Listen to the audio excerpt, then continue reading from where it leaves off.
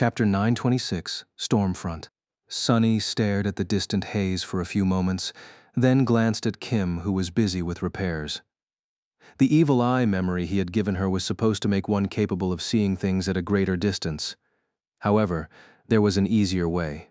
He called out to Sergeant Gear, who happened to be hurrying past at that exact moment. "Hey, Sergeant."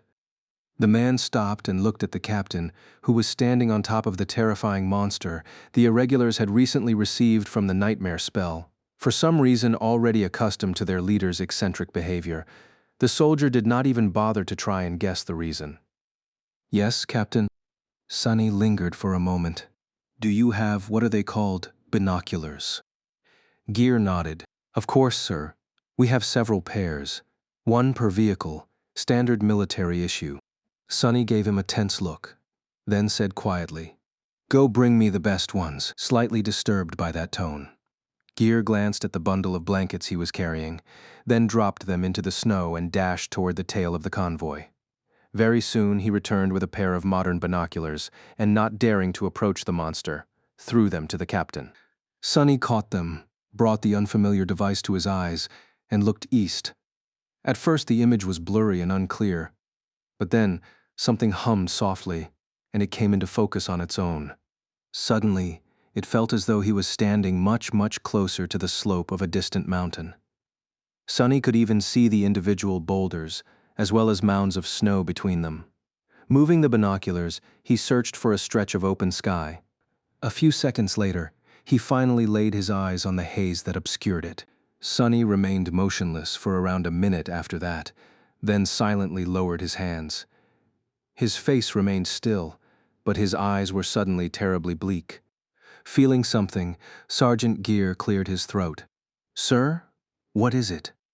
The captain looked at him with those bleak eyes, making the soldier shiver. "What is it?" Sunny repeated the question in his mind. What he had seen was not a wall of swirling snow. Instead, it was a ghastly creature that resembled a mix between a bat and a leech, with leathery wings, a long neck, and a head that seemed to be one giant, fleshy, circular maw. In fact, he saw thousands and thousands and thousands of them. The hazy veil that obscured the sky was not caused by the returning blizzard. It was a horde of flying abominations that was so vast that it resembled a rolling storm front from a distance. That vast horde of horrid abominations was swiftly moving in their direction. Suddenly, Sunny's mouth was terribly dry. He glanced at the convoy that stretched along the narrow road, a few vehicles blocked from moving any further by the broken transport. "Sir?" Sergeant Gear's tense voice caught his attention. Sunny forced himself to focus on it, pulling his mind back to reality. "Dead, dead, they are all dead." Throwing the binoculars back to Gear, he threw all unnecessary thoughts out of his mind and issued an order. "Get these people out and load them into the infirmary transport. Do it as fast as possible. No, faster than that." Gear blinked. "The infirmary transport, but—" Interrupting him, Sunny barked, "Now." The soldier flinched. This was the first time he heard the usually cool-headed captain shout. Understanding that something had gone terribly wrong, Gear ran toward the broken transport. "Move, move, move." A few minutes later, the frightened refugees were being hastily loaded into the infirmary vehicle. The soldiers were running around, preparing for a swift departure. The irregulars were getting ready for a fight. Sunny was in the middle of all this havoc, giving orders. Load the poisoned ammunition immediately, all of it. Empty the reserves entirely. Throw all non-essential cargo out. We need as much speed as we can get. Samara, you have 3 minutes to charge as many bullets as you can. Luster, prepare the Rhino for an all-out charge. We are never going to make it. There's no chance, simply none. The enormous horde of flying horrors was traveling too fast. The convoy would never be able to outrun it, even if they were moving on a flat and well-maintained road. Of course, fighting it was not an option either. If the appalling creatures descended upon the convoy, everyone would be devoured within seconds. Sunny might be able to survive by turning into a shadow, but the rest, everyone would die a gruesome death. And yet, the horde seemed to be traveling from east to west, while the convoy was heading north. If, by some miracle, they managed to escape from the path of the abominations, Maybe there still was a sliver of hope for them. Perhaps there even was some shelter ahead, one that Sonny had missed when he was compiling the map. In any case, he couldn't bring himself to just give up. No matter how small the possibility, he owed it to these people to make an effort to save them.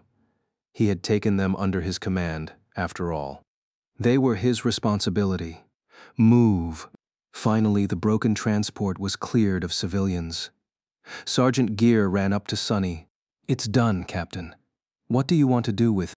Before he could finish the sentence, Sonny grabbed the massive vehicle by the front bumper, strained his muscles a little, and then tossed it over the edge of the road with his bare hands. The transport plummeted into the deep, dark gorge with thunderous clangor. It was so heavy that the road under them quaked from the violent force of the first impact. Sonny glanced at the stunned soldier. "Get everyone inside and start the engines. Hurry." As everyone ran to their vehicles, Sonny stepped through the shadows and appeared inside the Rhino. Sparing a glance at Professor Obel and Beth, he lingered for a moment and said, "Strap yourself in. It's going to be a bumpy ride." They listened without asking questions. Since most of the irregulars were assigned to the civilian transports, the only other person there was Luster. He was already in the pilot's seat, ready to send the APC forward at Sonny's command. Sonny did not make him wait long. "What are you waiting for? Go." The Rhino shot forward, plowing through snow, as it cleared the way for the other vehicles. The convoy followed as they moved across the mountain road with reckless speed. But not enough of it. On the roof of the APC, Saint was effortlessly holding her balance. Standing there like a statue, she slowly turned her head east. Then, the taciturn demon lingered for a moment and silently raised her bow. Chapter 927, Racing Against Time. The Rhino flew forward, somehow navigating the twists and turns of the narrow mountain road without plummeting off its crumbling edge. There was nothing but darkness ahead, with snow swirling as it melted in the powerful beams of light that shot from the roof of the heavy vehicle. For once, Luster seemed serious and completely concentrated. His fingers wrapped around the yoke so tight that they had turned white. The convoy did its best to keep up. The civilian transports were sandwiched between the APC and the military vehicles, shaking precariously as they rolled forward at high speed. Sergeant Gear and his soldiers were hastily loading the poisoned ammunition into the feeding mechanisms of the turrets, turning their barrels east and aiming spotlights at the sky. The veil obscuring the horizon was getting closer and closer. Damn and damn, damn. Sonny was standing behind Luster, perceiving the world through the eyes of his shadows. They were gliding far ahead, scouting the path in search of serious obstacles and possible shelter. Shelter. There was none to be found, and the devouring swarm was too fast to outrun. Suddenly, his head jerked sideways. A dozen or so meters ahead, a swift silhouette lunged at the approaching Rhino from a deep crack in the cliff's face. All Sonny had time to see was a powerful body, a glint of madness burning in a pair of frenzied eyes, and dozens of sharp claws that shimmered as if made of metal. Before the attacking nightmare creature that had laid in ambush received a chance to collide with the APC, a black arrow pierced its neck, throwing the abomination back and nailing it to the stone slope. Standing on the roof of the Rhino, Saint drew the string of Morgan's warbow again as the pinned corpse flashed by. Luster flinched, but kept the vehicle steady. "That was a close one, sir." Sonny had nothing to answer. They had to move with as much speed as they could muster, but advancing in such a reckless manner brought its own risks. Not being able to discover ambushes in advance was one of them, and even then, it would most likely not be enough. Go faster. By now, everyone could tell that the approaching haze was strange and unnatural.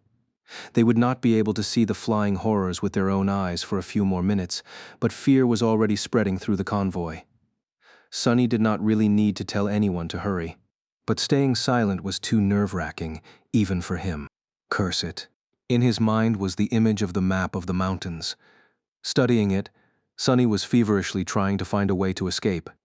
He already knew the optimal route to take, but had a sinking feeling that it was already too late. He did not know the speed of the approaching horde, but judging by how fast the distant sky was being devoured by it, their chances were slim. Up ahead, a stray nightmare creature appeared on the road. Before it could react, A massive shape lunged at it from the darkness.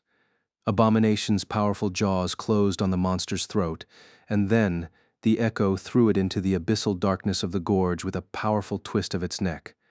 Then, the ascended monster dashed forward, followed by the smaller echo. Soon they reached a fork in the road and stopped, unsure of where to go. Sonny knew, however. His shadows had already explored both roads, confirming the information reflected on the map. A few moments before the rhino reached the fork, he leaned forward and spoke to Luster. Take the right path. The right path was the only acceptable choice if they wanted to have even the tiniest hope of getting out of the path of the flying swarm. There was one problem, however. A few hundred meters ahead, it was blocked by the bodies of a pack of prowling nightmare creatures. Soon Luster saw them too. Captain, what do we do? Sonny gripped the back of the pilot's seat and leaned forward. Just plow through them. What else could they do? The wedge-shaped ram of the rhino was already lowered. The abominations were awakened. At best, tons of swiftly moving metal were bound to make short work of them, or if not, at least toss them off the road. Luster gulped and followed the instruction, accelerating toward the fearsome nightmare creatures without even a hint of slowing down or trying to avoid a direct collision. Not that it was possible to maneuver around the abominations on the narrow road anyway. Before the creatures had time to properly react, the rhino shuddered as it slammed into the abominations, and its armored windshield was instantly splattered with a revolting mix of blood and mangled flesh. Without skipping a beat, Luster prevented the vehicle from lurching sideways with a small shift of the yoke and moved his gaze to the screen showing the feed from the external cameras. Until the wipers managed to clean the armored glass, looking through it was all but impossible. Just like that, the pack of abominations was either torn apart or thrown off the road, clearing the way for the convoy. Except for one. Clinging to the ram of the rhino, a bleeding beast hoisted its massive body up, a powerful limb rising to strike a devastating blow on the windshield. Before it could, however, the shadows nesting between spotlights on the APC's front surged forward, forming into sharp spikes. They pierced the creature and then lost their solidity, turning into black tentacles. A moment later, the abomination was torn apart from the inside and flung into the darkness below. Keep going. Sonny gritted his teeth and then flinched as one of the rear-view cameras registered a flash of light coming from the turret of Gear's military vehicle. Turning his attention to it, he saw that the soldiers had opened fire. They were firing at the sky. The devouring horde was still some distance away, but the first straggler had just appeared from the cold darkness and dove down toward the convoy. The creature was not too large, but looked even more terrifying and revolting up close. A rain of bullets tore at its body, delivering the bitter cusp's toxin. It should have been enough to kill the flying abomination, but the effect of the poison was not instantaneous. Either the soldiers had reacted too slowly, or the nightmare creature was too fast, no matter the reason. Its mangled, convulsing body kept falling, approaching the windows of one of the civilian transports. That was before another arrow flashed through the air, slicing the abomination in half. The severed parts struck the slope and then rolled down, soon disappearing under the wheels of the speeding vehicles with a repulsive crunch. Sonny let out a shaky breath, relieved. The worst was only starting, though, because after that first creature was killed, the turrets did not stop firing. Chapter 928, Devouring Cloud.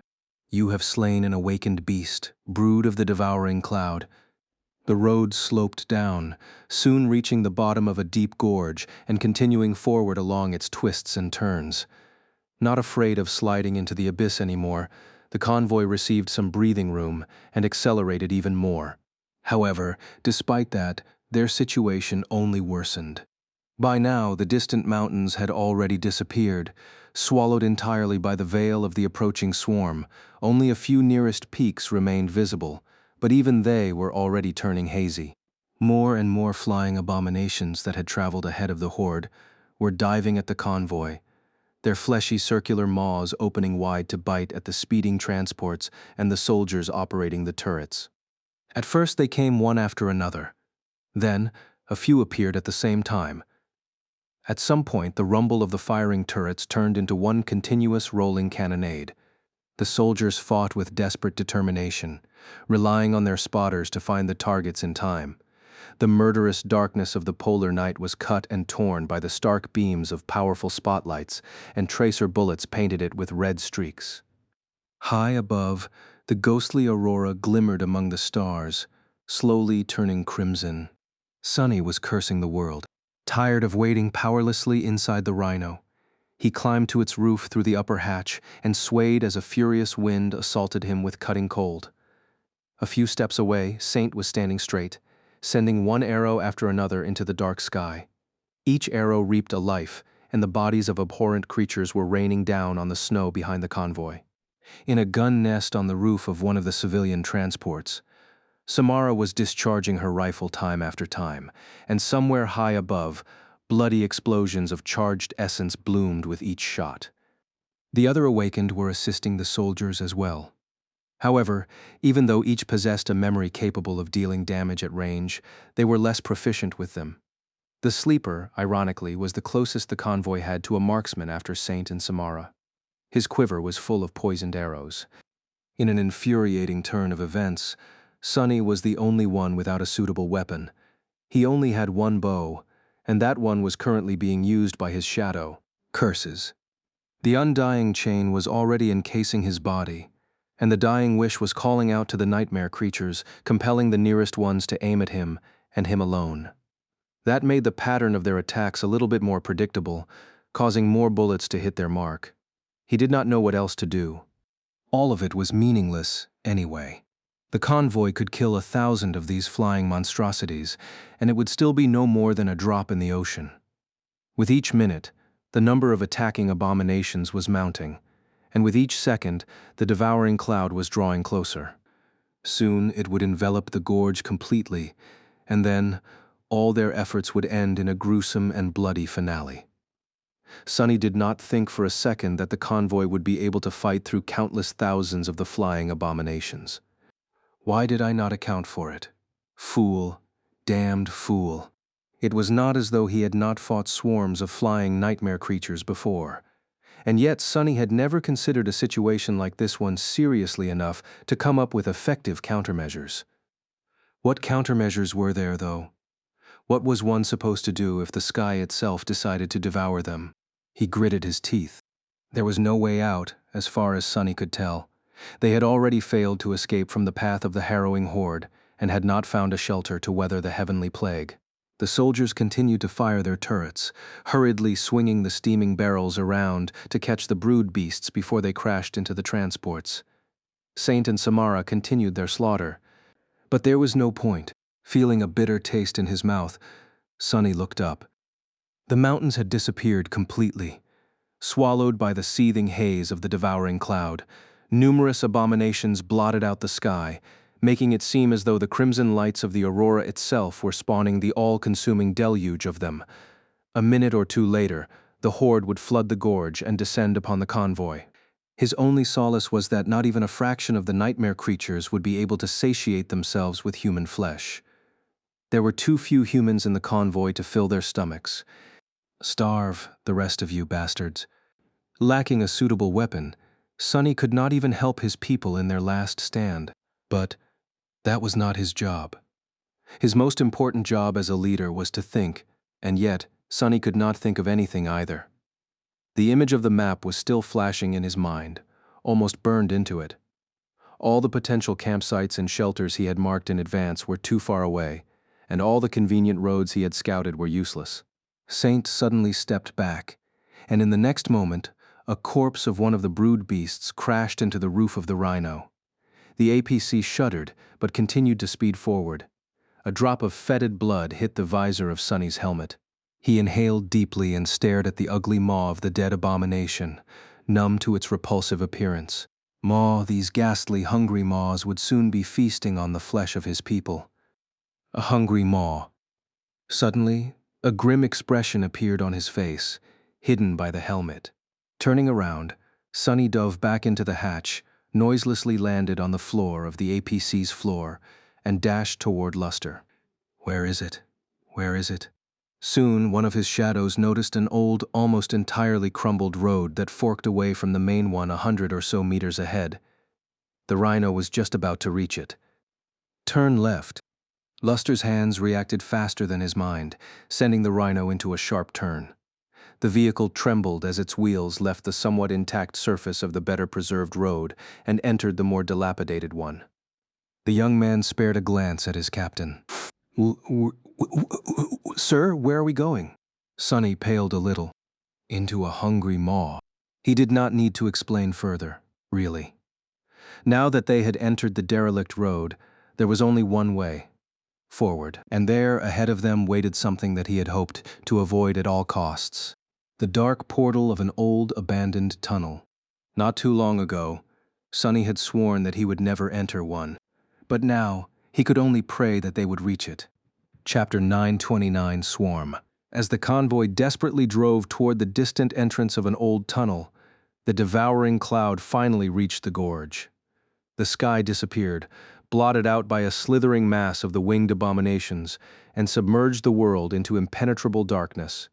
Even the dim glint of the shimmering stars was extinguished. The swarm flowed down the slopes of the mountains like a tidal wave, penetrating the armored frame of the rhino. A deafening rustle of countless beating wings assaulted Sonny's ears. He grimaced, glanced at the screens one last time, and dashed back to the roof hatch. Once he climbed outside, the noise grew many times more violent, making it seem as though a hurricane was raging around him. The mass of nightmare creatures was seconds from swallowing the rearmost vehicles of the convoy. The overheated barrels of the turrets continued to discharge a barrage of bullets into the rushing wave of abominations, long tongues of flame blooming from their glowing muzzles. At that point, the soldiers did not even have to aim to hit the enemy, however.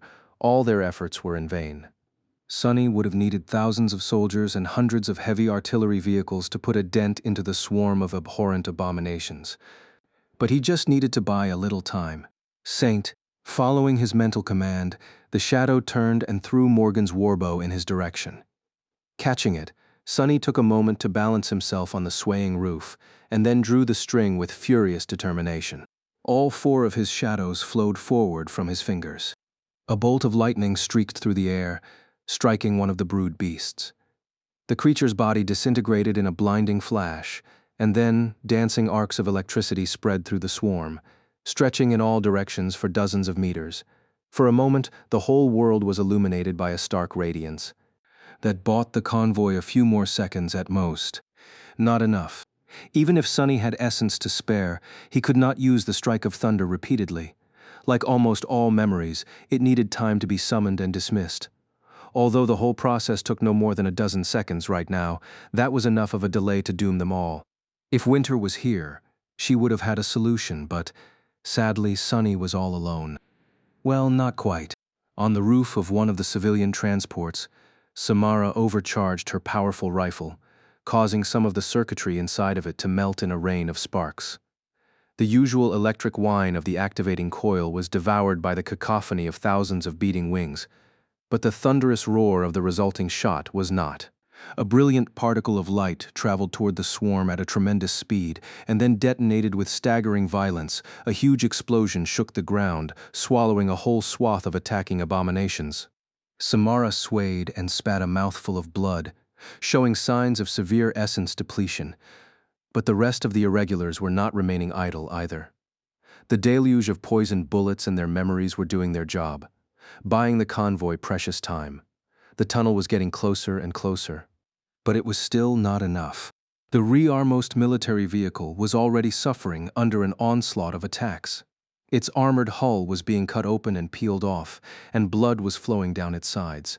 The soldier that had been operating the turret was nowhere to be seen, but another had already taken his place, only to scream a moment later when the razor-sharp fangs of a frenzied brood beast sunk into his arm. As blood rained down, the soldier gritted his teeth and drew his sidearm, discharging several mundane bullets into the creature's neck without any result. Sonny did not see the rest. The strike of thunder had finally manifested itself back into existence, and the shadows had just returned, so he sent the caged lightning into the swarm once again. Attracted by the dying wish, many abominations were ignoring the rest of the convoy and lunging at the rhino. For now, none of them had gotten past Saint, who brandished the sin of solace as she protected him. However, Sonny knew that he was not going to remain safe for much longer. Their salvation was so close. And yet, their time was up. Despite all their efforts, Sonny and his soldiers could not hold the devouring cloud back anymore.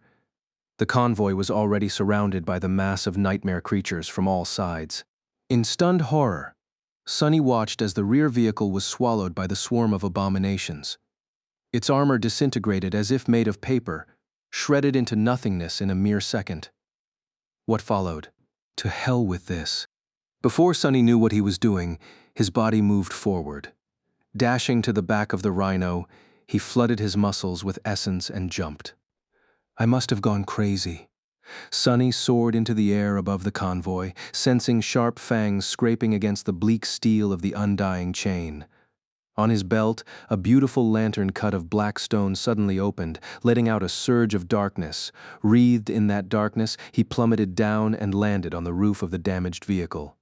Dozens of tentacles exploded from the kneeling figure that was shrouded in shadows, tearing countless brood beasts apart. More shadows flowed down like water, covering the breaches in the vehicle's hull and solidifying into impenetrable armor. At the same time, black walls rose from the ground, surrounding the convoy. Hundreds of brood beasts furiously crashed into them, causing the walls to shudder. However, at least for the moment they held. Ahead of the column, the rhino finally reached the tunnel and drove through its entrance, disappearing into the lightless emptiness within. One after another, the other vehicles, as well as a few nightmare creatures, followed. The abominations were swiftly gunned down or killed by the irregulars. The damaged vehicle that Sonny had landed on entered the old tunnel last, rolled forward for a few seconds, and then came to a screeching halt. He fell down from its roof and hit the ground hard, then stood up with a stagger. Another wall of shadows rose, blocking the mouth of the tunnel behind them, this one much thicker than the previous ones. Instantly, it came under a savage attack. Its black surface trembled, not cracking yet, but also visibly struggling to withstand the never-ending rain of blows. In the echoing silence of the tunnel, Sonny bent over, spat blood, and then tiredly looked up. His voice sounded stifled. Someone better blow up that entrance fast. Chapter 930, Old Tunnel. The convoy stopped soon after entering the tunnel. For a few moments, nothing apart from the muffled blows that continued to rain on the wall of shadows could be heard. Scared and exhausted, the people were all lost and slightly disoriented. Sonny's voice brought them back to reality. Glancing into the depths of the tunnel to make sure that nothing was attacking them from that direction. At least not yet. He backed up a little and studied the cold stones above him. Surely detonating a part of the tunnel's roof was not the smartest of ideas, considering how old it was. However, the alternative was even worse. They had to stop the brood beasts from following the convoy inside, and his wall of shadows was not going to last long, considering how little essence Sonny had left. He had truly burned through a lot of it during that last desperate dash to save the rear vehicles. Actually, Sonny had not even known that he was capable of doing something like that. The scope and scale of that complex use of shadow manifestation was unlike anything he had been able to achieve before. The urgency of the situation and the raging adrenaline had helped him achieve a new level of mastery over his aspect. And now, he was exhausted. So, the entrance of the tunnel had to go. I'll feel really awkward if there's a collapsed section of it further ahead. Still, the convoy could find a way to dig through stone debris. They would not be able to resurrect from dead if the devouring cloud swallowed them whole, though. With the help of explosives that Sergeant Gear provided, Kim's ability to see weak points of both living and inanimate objects, and Professor Obel's knowledge of mundane science, they were able to detonate a few small charges and collapse the entrance of the tunnel, cutting themselves off from the outside world. Now, there was no way back, only forward, deeper into the darkness. Nevertheless, the people were finally safe, relatively speaking, of course. They still did not know what awaited them ahead, in the eerie expanse of the old tunnel. So Sonny posted plenty of sentries in front of the rhino. Only then did he have time to assess the state of things. The convoy looked battered. Every vehicle received at least a little damage, and many were splattered with blood of the nightmare creatures that the irregulars and the mundane soldiers had killed. However, almost all of them could still move. The only exception was the rear military vehicle that Sonny had saved. That one was a complete goner. In fact, it looked more like a heap of scrap metal than a working machine now. The fact that it had somehow managed to drive into the tunnel was nothing short of miraculous. Its crew had suffered too. One of the soldiers was dead, and the rest were seriously wounded. A few of them would have died from those wounds too, if not for Quentin. Currently, he was trying to stem the bleeding of a turret operator whose arm was terribly mangled. Even with the healer's abilities, the man's limb was too damaged to preserve. After taking one glance at the terrible mess of torn flesh and splintered bones, Sonny knew that it would have to be amputated. He had already been in a somber mood because of the exhaustion, but now it turned even darker. Perhaps he should be thanking the dead gods that only one of his men had been killed during the desperate escape from the devouring cloud, but Sonny did not feel thankful. Instead, he remembered the brazen claim he had made to Professor Obel not too long ago, a promise to try and save everyone who had entrusted their lives to him. Sonny had already failed that promise twice. The death of the old refugee woman had been outside his control, but the fallen soldier, that one was a direct result of his decisions. Sonny had killed many people in the past, but he had never been responsible for someone's death, or rather, had never experienced the death of someone whom he was responsible for. It was a bitter, scathing feeling. Why did he have to bear the burden of some stranger's death? Who asked that soldier to be so weak? Sonny clenched his fists. So annoying. He remained motionless for a while, then winced. In any case, the loss of a military vehicle was painful, but not impactful. Losing another civilian transport would have been much more damaging, not to mention lethal. The wounded soldiers would be out of commission for a few days or longer, depending on the severity of their injuries, but in the end, they were going to survive. All in all, they had all gotten off easy. Sonny had fully expected to watch the whole convoy be destroyed after finding out about the approaching horde of flying abominations. Losing just a single soldier, no matter how resentful he felt about it, was incredible luck. Of course, they were not out of the woods yet. He did not know anything about the old tunnel, but suspected that traveling though it would not be very safe. In fact, his decision to seek shelter inside could potentially result in a fate similar, or even far worse than being quickly gobbled up by the devouring cloud. Brimming with optimism am I. Any kind of nightmare creatures could have built a nest here after the chain of nightmares came. More disturbingly, the tunnel could be home to something that had entered the waking world much earlier. Humans did a good job of either closing or containing those gates that opened within the borders or in the vicinity of population centers out of necessity, but no one bothered or had resources to do the same in the wilderness, provided most gates manifested near places where a lot of people lived, but not all. Somewhere inside the tunnel, they could potentially meet an abomination that had been dwelling here for decades, or maybe even half a century. Surely there was also a possibility that there were no nightmare creatures inside, and they were completely safe. Honestly speaking, the chances of that were equally high. Unconvinced, Sonny walked to the front of the convoy, past the massive form of the rhino, and stopped near the sentries. Up ahead, a long stretch of the tunnel was illuminated by the headlights of the APC. He stared into the darkness beyond. After a while, Sonny looked down and let out a heavy sigh. That does not bode well. He couldn't see anything, not in the sense that there was nothing ahead, but rather that he could not see through the gloom that enveloped the tunnel, which could mean only one thing, that this place was not shrouded in shadows, but instead drowned by true, pure, elemental darkness. Chapter 931, Rival of Light. True darkness was different from light and shadows. Shadows existed in places where light was obscured or could not reach. If the shadow was vast and deep enough, people mistook it for darkness, but all it truly was the absence of light. True darkness, however, was more than that. It was an elemental force of its own, one that was both independent from and opposed to light. Instead of a simple lack of light, pure darkness was its rival. And, since light and shadows always went hand in hand, it was also the enemy of shadows, strange as it may sound. That was why Sonny suddenly felt the cold touch of unease when he discovered its presence. True darkness was exceedingly rare and mysterious. He had only encountered it once before, in the ruined cathedral of the Dark City, where it had been born of and controlled by the cathedral's guardian, the Forsaken Knight, the bastard that had gutted him like a pig. In fact, that unfortunate encounter had been the fault of the darkness that the fallen devil wielded.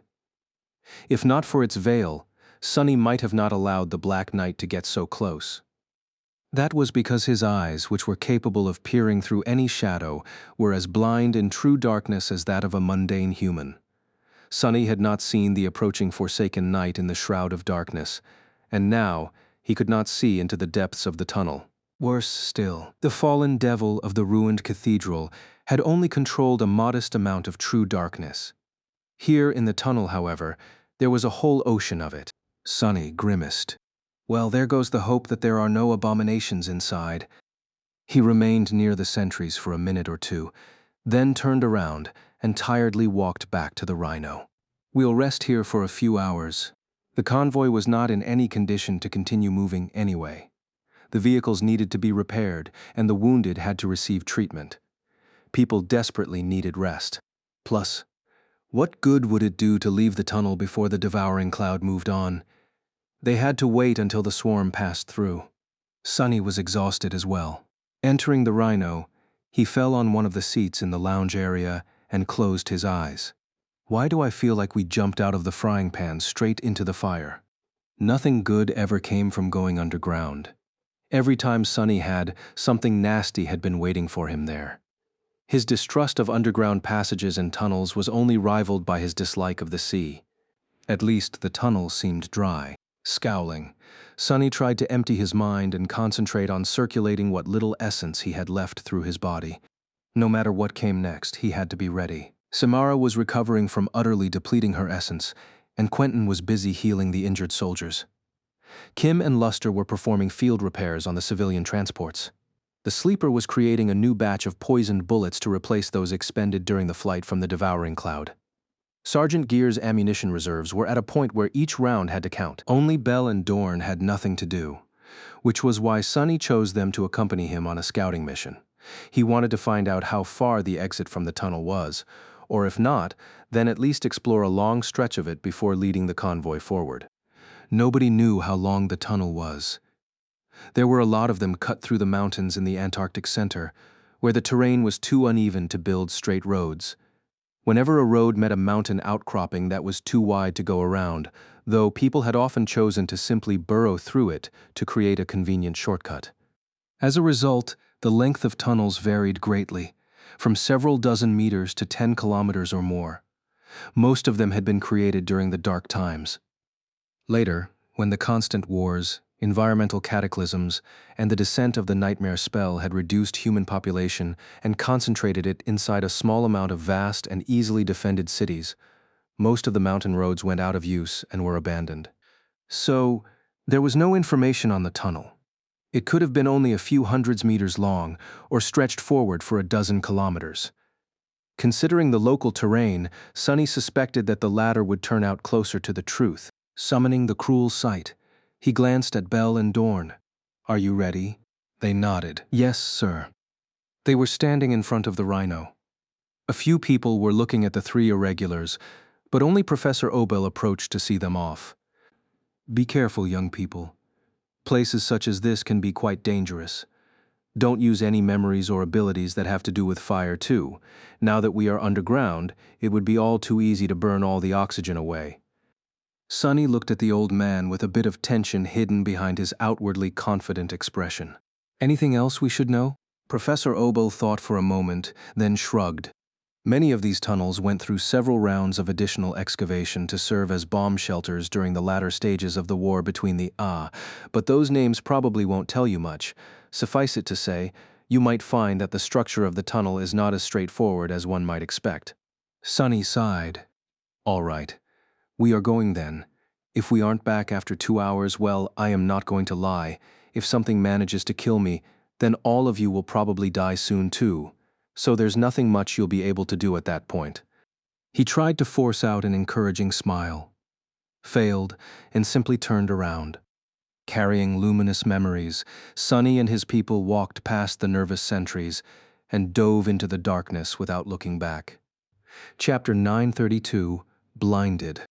Sunny had grown accustomed to using his shadows to scout ahead in dangerous situations, explore the world around him, and discover hidden threats. However, this time, he could not simply because the shadows were as blind as him in the embrace of true darkness.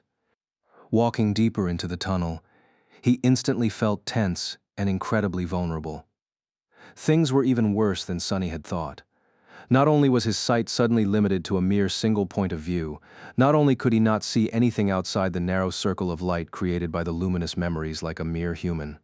Even his ability to sense the shapes and movements of shadows was crippled, because of course no shadow existed within darkness. That unique part of his perception had become so ingrained into him that now that it was gone, Sunny felt blinded. It was as though he suddenly lost his eyes and ears. The whole world seemed strange, unclear, and muddled. The sudden change was so severe that he almost lost balance. Damn. Belle and Dorn, who lived their whole lives like that, did not seem to be disturbed. Sure, they had somewhat come to rely on the ability to see in darkness that Kim often shared to them, but not to a degree where it became their second nature. Sunny, on the other hand, he was disoriented and felt utterly exposed. How horrible. Grimacing, he gripped the shaft of the cruel sight tighter and continued walking. The blade of the somber spear did not shine yet, instead absorbing some of the light produced by the lanterns of the irregulars in case he needed it in the future. The tunnel was wide enough for two vehicles to pass each other without brushing sides, and utterly empty. Nothing but impenetrable darkness filled its silent expanse, and so their steps echoed, reflecting from the cold stone walls. Sunny glanced at Belle and Dorn with a bit of displeasure. He was walking as noiselessly as usual, trained to remain unnoticed by the long months of hunting down powerful abominations in the Dark City. However, the two fighters of the melee vanguard were not versed in stealth, and their equipment was not suited for it either. Way to announce our position to everyone and everything. I have a bad feeling about this. Although many nightmare creatures possessed some way to perceive the world in the absence of light, he was still used to being the one to stalk his prey unseen. Now, however, the roles were reversed. Sunny was at the mercy of whatever creature it was that hid in the darkness. And there had to be something there, without a doubt. True darkness, after all, had not come from nothing. What kind of ghastly horror will I have to fight this time? They carefully moved forward, sticking close to the wall of the tunnel. A few minutes passed, then a dozen. What Sunny feared the most did not happen. Nothing attacked them, and there were no collapsed sections of the tunnel's roof that could block the convoy's way out. However, there was also no sign of exit. The tunnel simply stretched forward, seemingly endlessly and completely empty. After a while, Sunny managed to shrug off his discomfort and adjust to having his perception severely crippled, as well as he could. It was still deeply disturbing, though. Half an hour passed without them encountering any threats. How far do you think we have walked? Belle and Dorn thought for a moment. The giant man shrugged. 3 kilometers, maybe less. A deep frown appeared on Sunny's face. 3 kilometers was not a small amount. Of course, there were far longer tunnels out there. The floor also seemed flat and did not slope neither up nor down. Still, it was strange that they had not been attacked yet. Keep your eyes open. The small scouting squad continued forward. After a while, they encountered a small opening in the wall of the tunnel, leading into the depths of the mountain. The narrow branch, too, was drowned in true darkness. Standing near it, Sunny thought that he heard a distant hum. However, a moment later, it was gone, chased away by Dorn's voice. This must be one of the additional tunnel shafts that Professor Obel spoke about.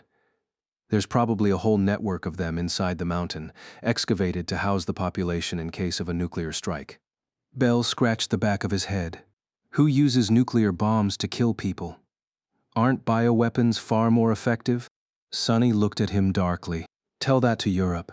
At that moment, Dorn cleared his throat.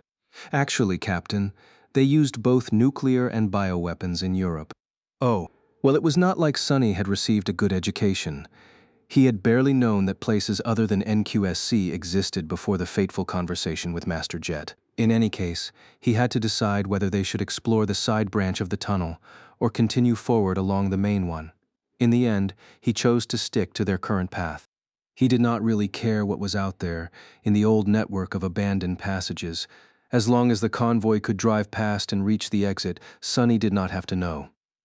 They walked, and walked, and walked, and nothing happened.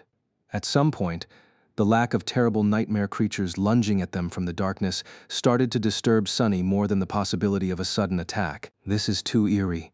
Eventually, the 1-hour mark passed without them finding anything. Not the source of the true darkness, not the nightmare creatures that might have made a nest in the tunnel, and not the exit. There was not even a hint of it. Stop. Sonny frowned as he looked forward. There was nothing but darkness ahead. In the end, he sighed and turned around. The scouting mission was both a resounding success and a resounding failure. They did not find any active threats to the convoy, but they also failed to conclusively prove that there were none. In any case, the time he had allotted for the scouting mission was up. Let's head back. Now, his best choice was to lead the convoy forward and hope for the best. Despite the lack of nightmare creatures, or of anything, really, inside the tunnel, Sonny felt very uneasy. Chapter 933, Darkness at the End of the Tunnel. Braving the silent darkness, they retraced their steps and arrived back to the collapsed entrance of the tunnel after a long, intense hour.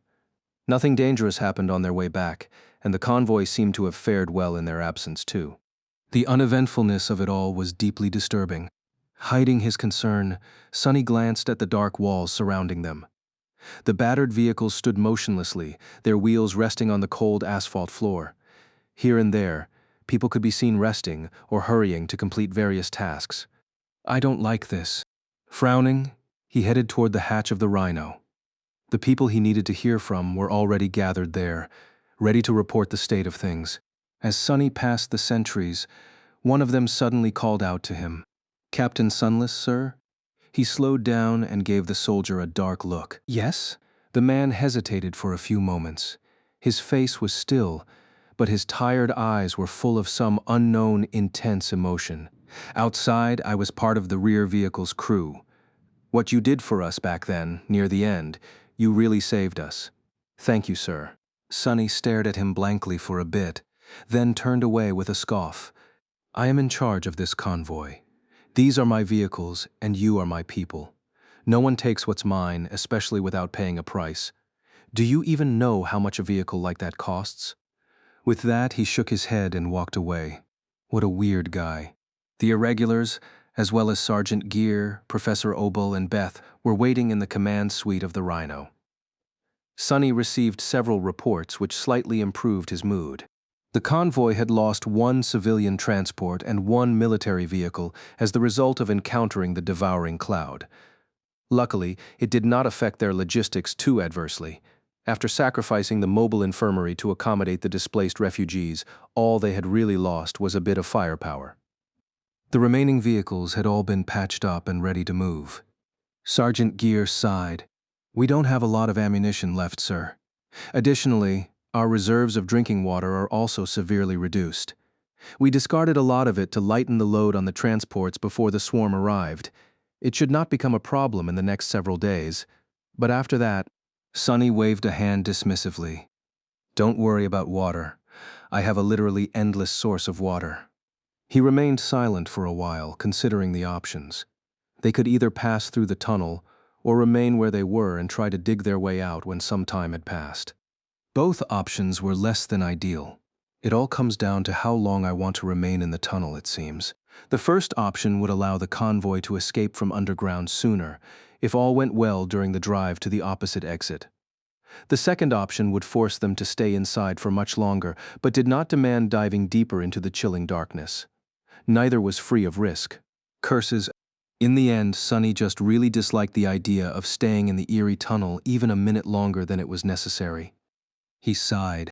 "Start the engines. We're leaving." A few minutes later, the Rhino came to life and rolled forward, slowly gaining speed. The beams of powerful spotlights installed on its roof cut through the darkness, forcing it to flee and cling to the walls of the tunnel. The civilian transports and the military vehicles followed, staying close to the massive APC.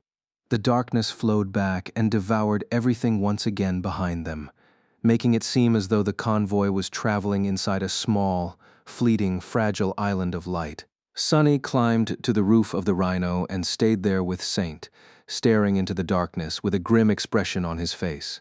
He was still blind to everything that was happening outside the small bubble of light, which made him incredibly nervous. Where is it? Where is the source of all this darkness? When will it attack? Minutes passed, but just like during the scouting mission, nothing happened. The convoy rolled forward with modest but constant speed. Meter after meter of old asphalt disappeared under the wheels of the Rhino, and the stone walls seemed to move past them, vanishing into the darkness. The tunnel was silent, with only the passing of the human vehicles making any noise. From time to time, side passages opened up to either left or right of the convoy, making Sonny especially nervous. All these paths sloped down, leading deeper underground. He was prepared for something to lunge at them from the darkness, but nothing did. Ignore them. We don't need to set foot in those passages. We just need to reach the exit and escape this dreadful place. Just like that. An hour passed, and then another, and another. The tunnel continued to stretch forward, seemingly endless. The more time passed, the deeper Sonny's scowl became. After a while, he finally left the roof of the Rhino and dove back into its interior with a dark expression. Walking up to Luster, he ground his teeth and said, "That's enough. Stop the convoy." Luster glanced at him questioningly, then shrugged. The APC slowed down, and then stopped. The other vehicles followed suit, and soon the whole convoy came to a halt. Sonny left the Rhino and stood still for a few moments, staring at the weathered asphalt. Sergeant Gear and the members of his cohort soon approached from the direction of other vehicles, while Luster, Professor Obel, and Beth exited the Rhino through the hatch. Saint walked over to the edge of the roof, looking at them from above indifferently. Most of the gathered people had grave expressions on their faces. Noticing the grim mood, Luster blinked a couple of times, then turned to Sonny. Captain, why did we stop? Is there a problem?" Sonny looked at him silently. "Yes, there is a problem, you fool. Can't you tell?" Luster scratched the back of his head. "What? Is there a nightmare creature ahead?" Sonny sighed, then looked up. "No, there's nothing ahead. That's the problem. We've been driving for about 7 hours, correct? What was our average speed?" The young man hesitated for a moment. 30 kilometers per hour, sir. They had not rushed and kept a modest speed, to be able to react in case danger appeared from ahead. Sonny nodded. "That is more than 200 kilometers of going straight forward, and yet there is no exit. Do you see the problem now?" Luster's eyes suddenly widened. "Oh, well, if you put it like that, it really is weird." Sonny gritted his teeth. "It's not just weird. If there was a tunnel of that length in Antarctica, it would have been the longest one in the world, by far. Everyone would have known about it." Luster paled a little, then studied everyone's faces. "How come no one did then, sir?" Sonny looked down and shook his head. "There is only one possible answer. This tunnel, something is very, very wrong with it. Chapter 934, No Way Out. There could not have been a tunnel that stretched under the Antarctic center for hundreds of kilometers.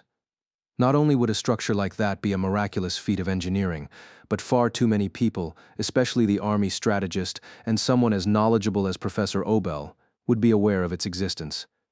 However, no one had been. Sonny remained silent for a while, then looked at the old man. Professor Obel simply shook his head. "I am afraid I can't explain," which is not too surprising. After the nightmare spell descended, there are many things in the world that science, or rather, our limited scientific understanding, fails to explain. Sonny sighed. Great, what was he supposed to do now? It was clear that the laws of nature were either broken or worked differently inside the tunnel. Space was not behaving as it was supposed to behave, or maybe they had simply traveled to some strange pocket dimension that was filled with nothing but true darkness. Maybe they were all under the influence of another mind hex. Maybe they had all been devoured by the swarm of brood beasts, and were now condemned to an eternal purgatory.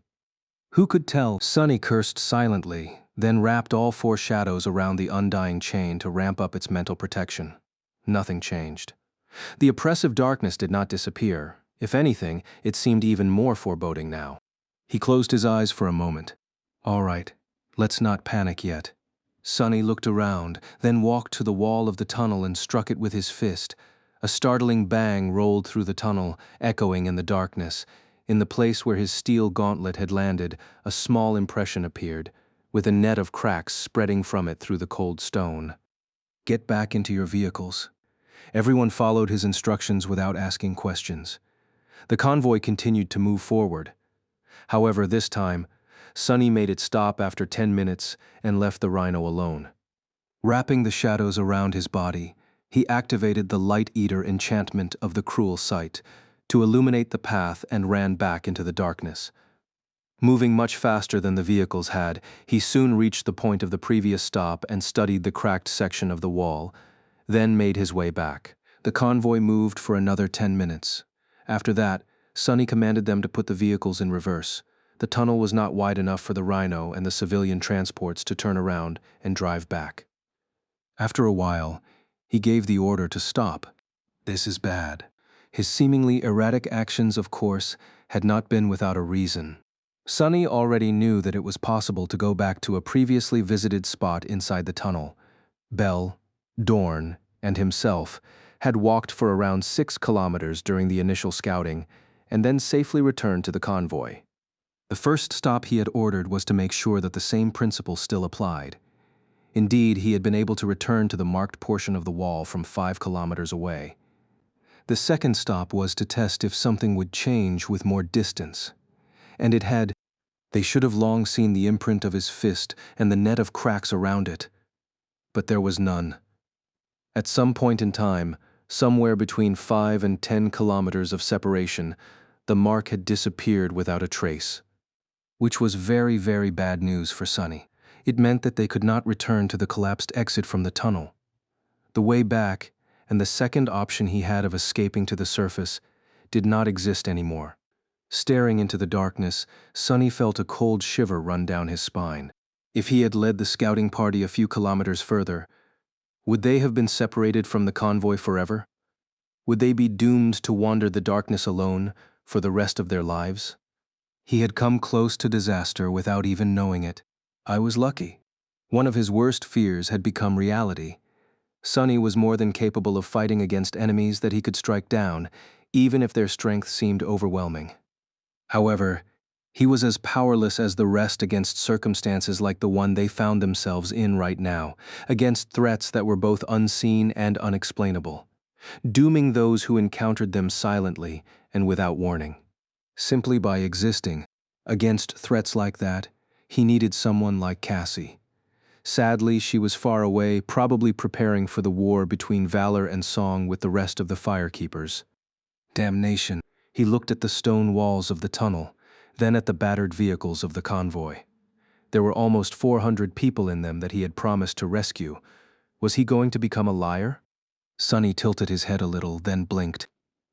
Wait, what nonsense am I thinking about? I have always been a liar. There's nothing for me to become. He took a deep breath. No, it is all right. I'll find a way out. After all, he did not need to understand the nature of the trap. He just had to break it. Somehow, Sonny rubbed his face, glanced at the darkness one last time, and gestured for Luster to continue driving the rhino forward. Before anything else, they had to make sure that there was really no limit to the strange endlessness of the dark tunnel. The convoy traveled through the darkness, traversing kilometer after kilometer. More hours passed with nothing changing. Then, some more. Eventually, an entire day was gone. Slowly, a sense of dread was spreading through the exhausted refugees and the mundane soldiers. Even the irregulars seemed tense. Sonny commanded everyone to stop and make camp. People needed rest, and nothing would improve if they persisted forward despite everything.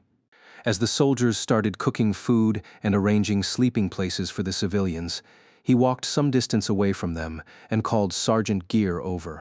Gear jogged to where Sonny stood, half swallowed by darkness, and asked in a hoarse voice, "Yes, Captain. Did you need something?" Sonny lingered for a few moments, looking back at the convoy. Then, He looked at the sergeant and said, "Yeah, I have 2 questions for you. How much food do we have left? And how long will the fuel cells of the transports last?" Chapter 935, Unmoored. While the people of the convoy were settling in to rest, Sonny observed them with a dark expression on his pale face. Finally, he winced and headed back into the Rhino. There, the irregulars were waiting, unsure what to do. It was not like he had answers either, but Sonny had to decide what their next steps would be. He hesitated for a few moments. "Luster, Samara, and Dorn, go to sleep and report our situation. Perhaps Army Command has some idea about what we are dealing with here." Despite the ominous nature of the dark tunnel, things weren't as bleak as they seemed. The convoy was cut off from the first evacuation army in terms of actual support, but information still flowed between the cohort and their superiors. Somewhere in the government databases there had to be a hint on how to escape the endless darkness. Even if no one had ever encountered its source before, people would have clashed against something similar in the past. If not, Sonny would venture into the dream realm himself and seek out Cassie. With her powerful divination abilities, she was his best bet. More than that, he could transport food and other resources from the ivory tower with the help of the covetous coffer, so his people were not going to starve. For now, time was not their enemy. They just had to find a way to solve the puzzle and escape. He sighed. Unless something changes for the worse. In any case, there was no point in panicking yet. Sonny watched as 3 of his soldiers climbed into the sleeping pods, then sent the rest to keep watch over the refugees. The oppressive veil of darkness that muted his senses was still there, grinding on Sonny's nerves. He was tired, too. At least there is no call here. In fact, this was the first time in a long while when Sonny did not hear the call at all. Everywhere else in the Antarctic Center, it kept whispering quietly into the ears of awakened, but here in the dark tunnel, the whispers were gone. He was not sure if that was a good sign or a bad omen. "We'll see soon." Ordering his shadows to observe the temporary camp, Sonny climbed into a sleeping niche himself. Things were going to get better after he slept, if nothing else. His reserves of essence would be somewhat replenished. That alone was enough to make him feel more confident. That night, Sonny had a nightmare. He dreamt of the ditch that he had crawled into after being gutted by the forsaken night, and of cold, overflowing darkness. That was an unpleasant surprise, since he had grown accustomed to sleeping peacefully ever since the Kingdom of Hope. His dreams were usually guarded by nightmare. If a bad dream appeared, it was promptly destroyed or subjugated by the shadow steed. But now that Nightmare was himself slumbering after receiving wounds, Sonny was left without his protection. Too bad. Feeling less rested than he would have preferred to, Sonny went to the command suite of the Rhino and studied the monitors to get a glimpse of the convoy's camp. Everything seemed to be in order. The shadows would have woken him up if anything happened, but it was nice to make sure. He lingered for a while, then walked over to the kitchen area to brew himself some coffee. Sometime later, carrying a steaming cup, Sonny returned to the living area and leaned on a bulkhead.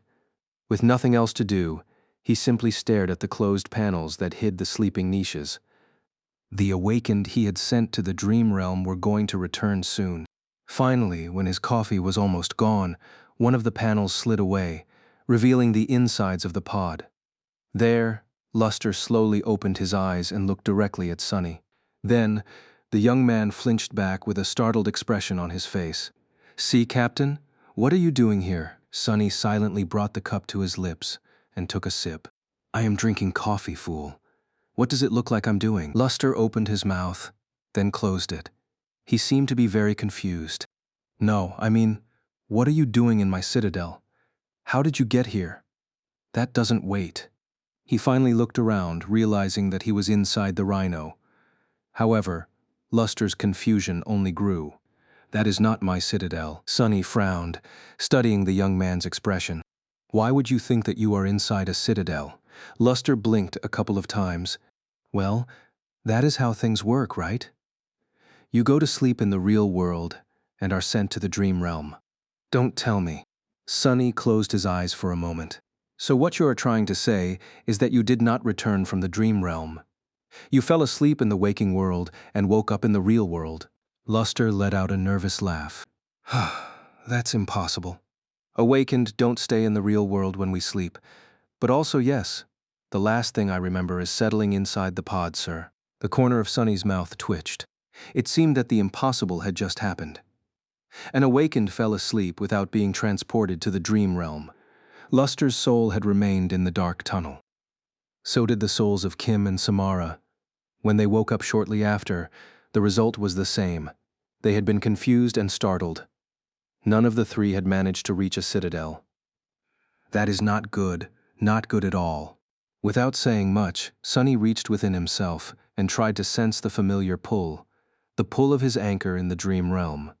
Usually, as long as he concentrated on the anchor, he would initiate the process of traveling across worlds. However, this time, there was nothing. No matter how hard he searched, his soul seemed devoid of the dream realm's pull. His connection to the ivory tower was gone, just like the call. Suddenly cold, Sonny glanced at the sea of darkness surrounding the fragile island of light where hundreds of refugees were trapped, shivering as they slept. What the hell is this place? Chapter 936. Anything that can go wrong. I should have known that something like that would happen. During one of his conversations with Professor Obel, Sonny had learned of a thing called Murphy's Law. Anything that can go wrong will go wrong.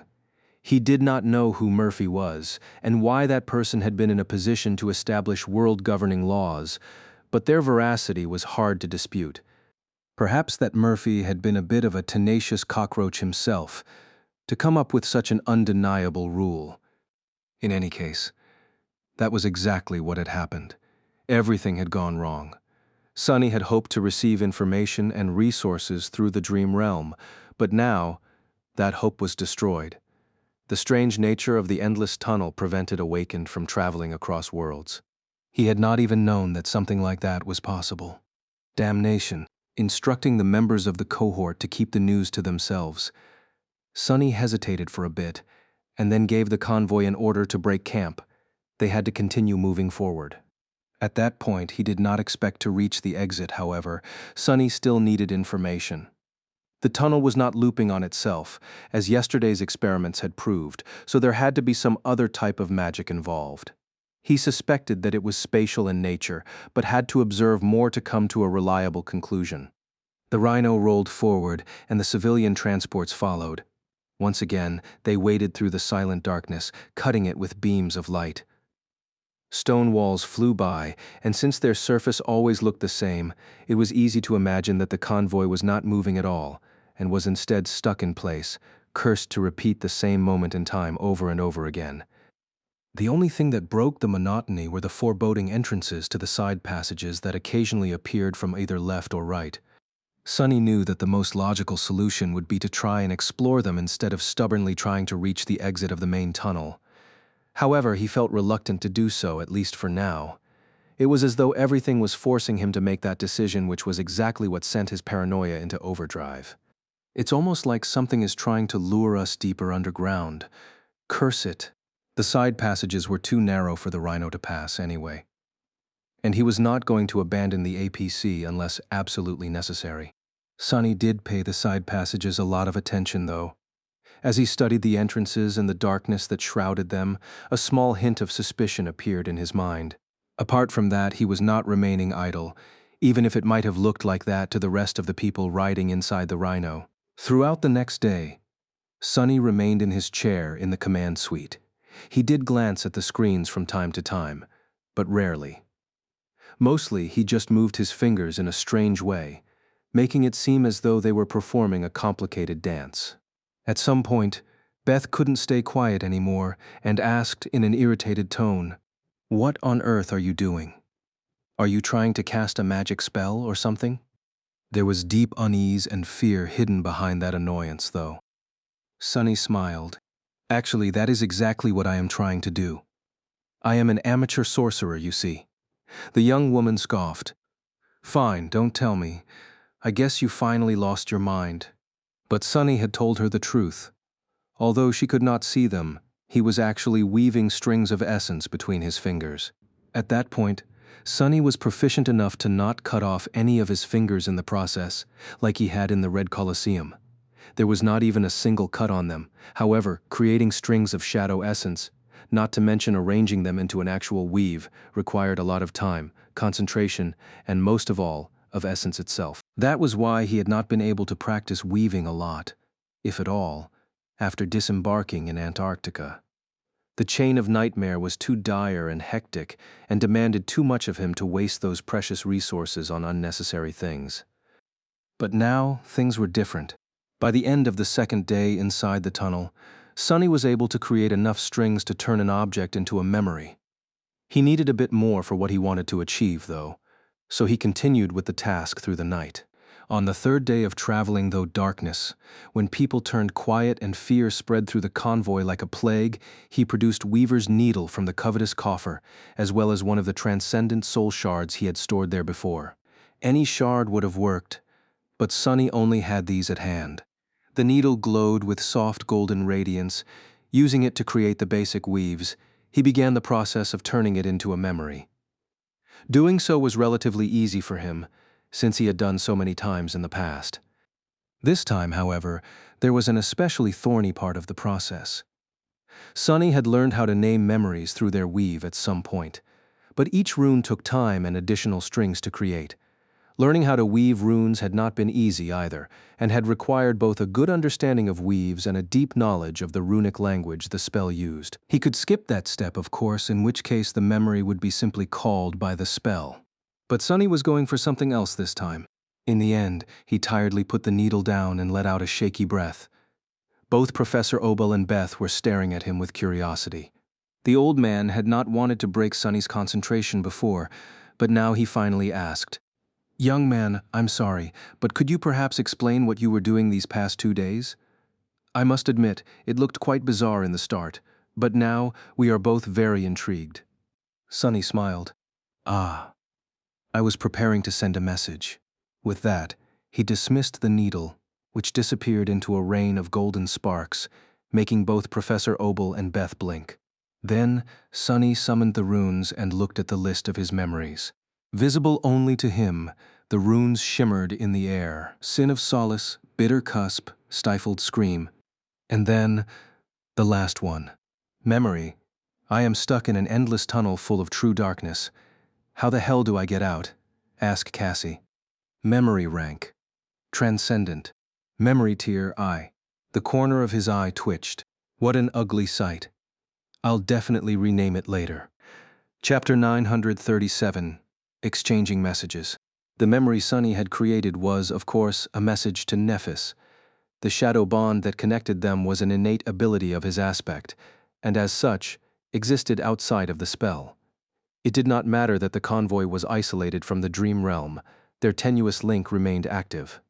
Sonny knew it, because he himself was still able to see Neph's runes, so she should have been able to see his as well. Well, that's done. The only question was how soon would Nephis see the message, and how long would it take for her to come up with a response. Sonny suspected that he was going to have to wait for a while.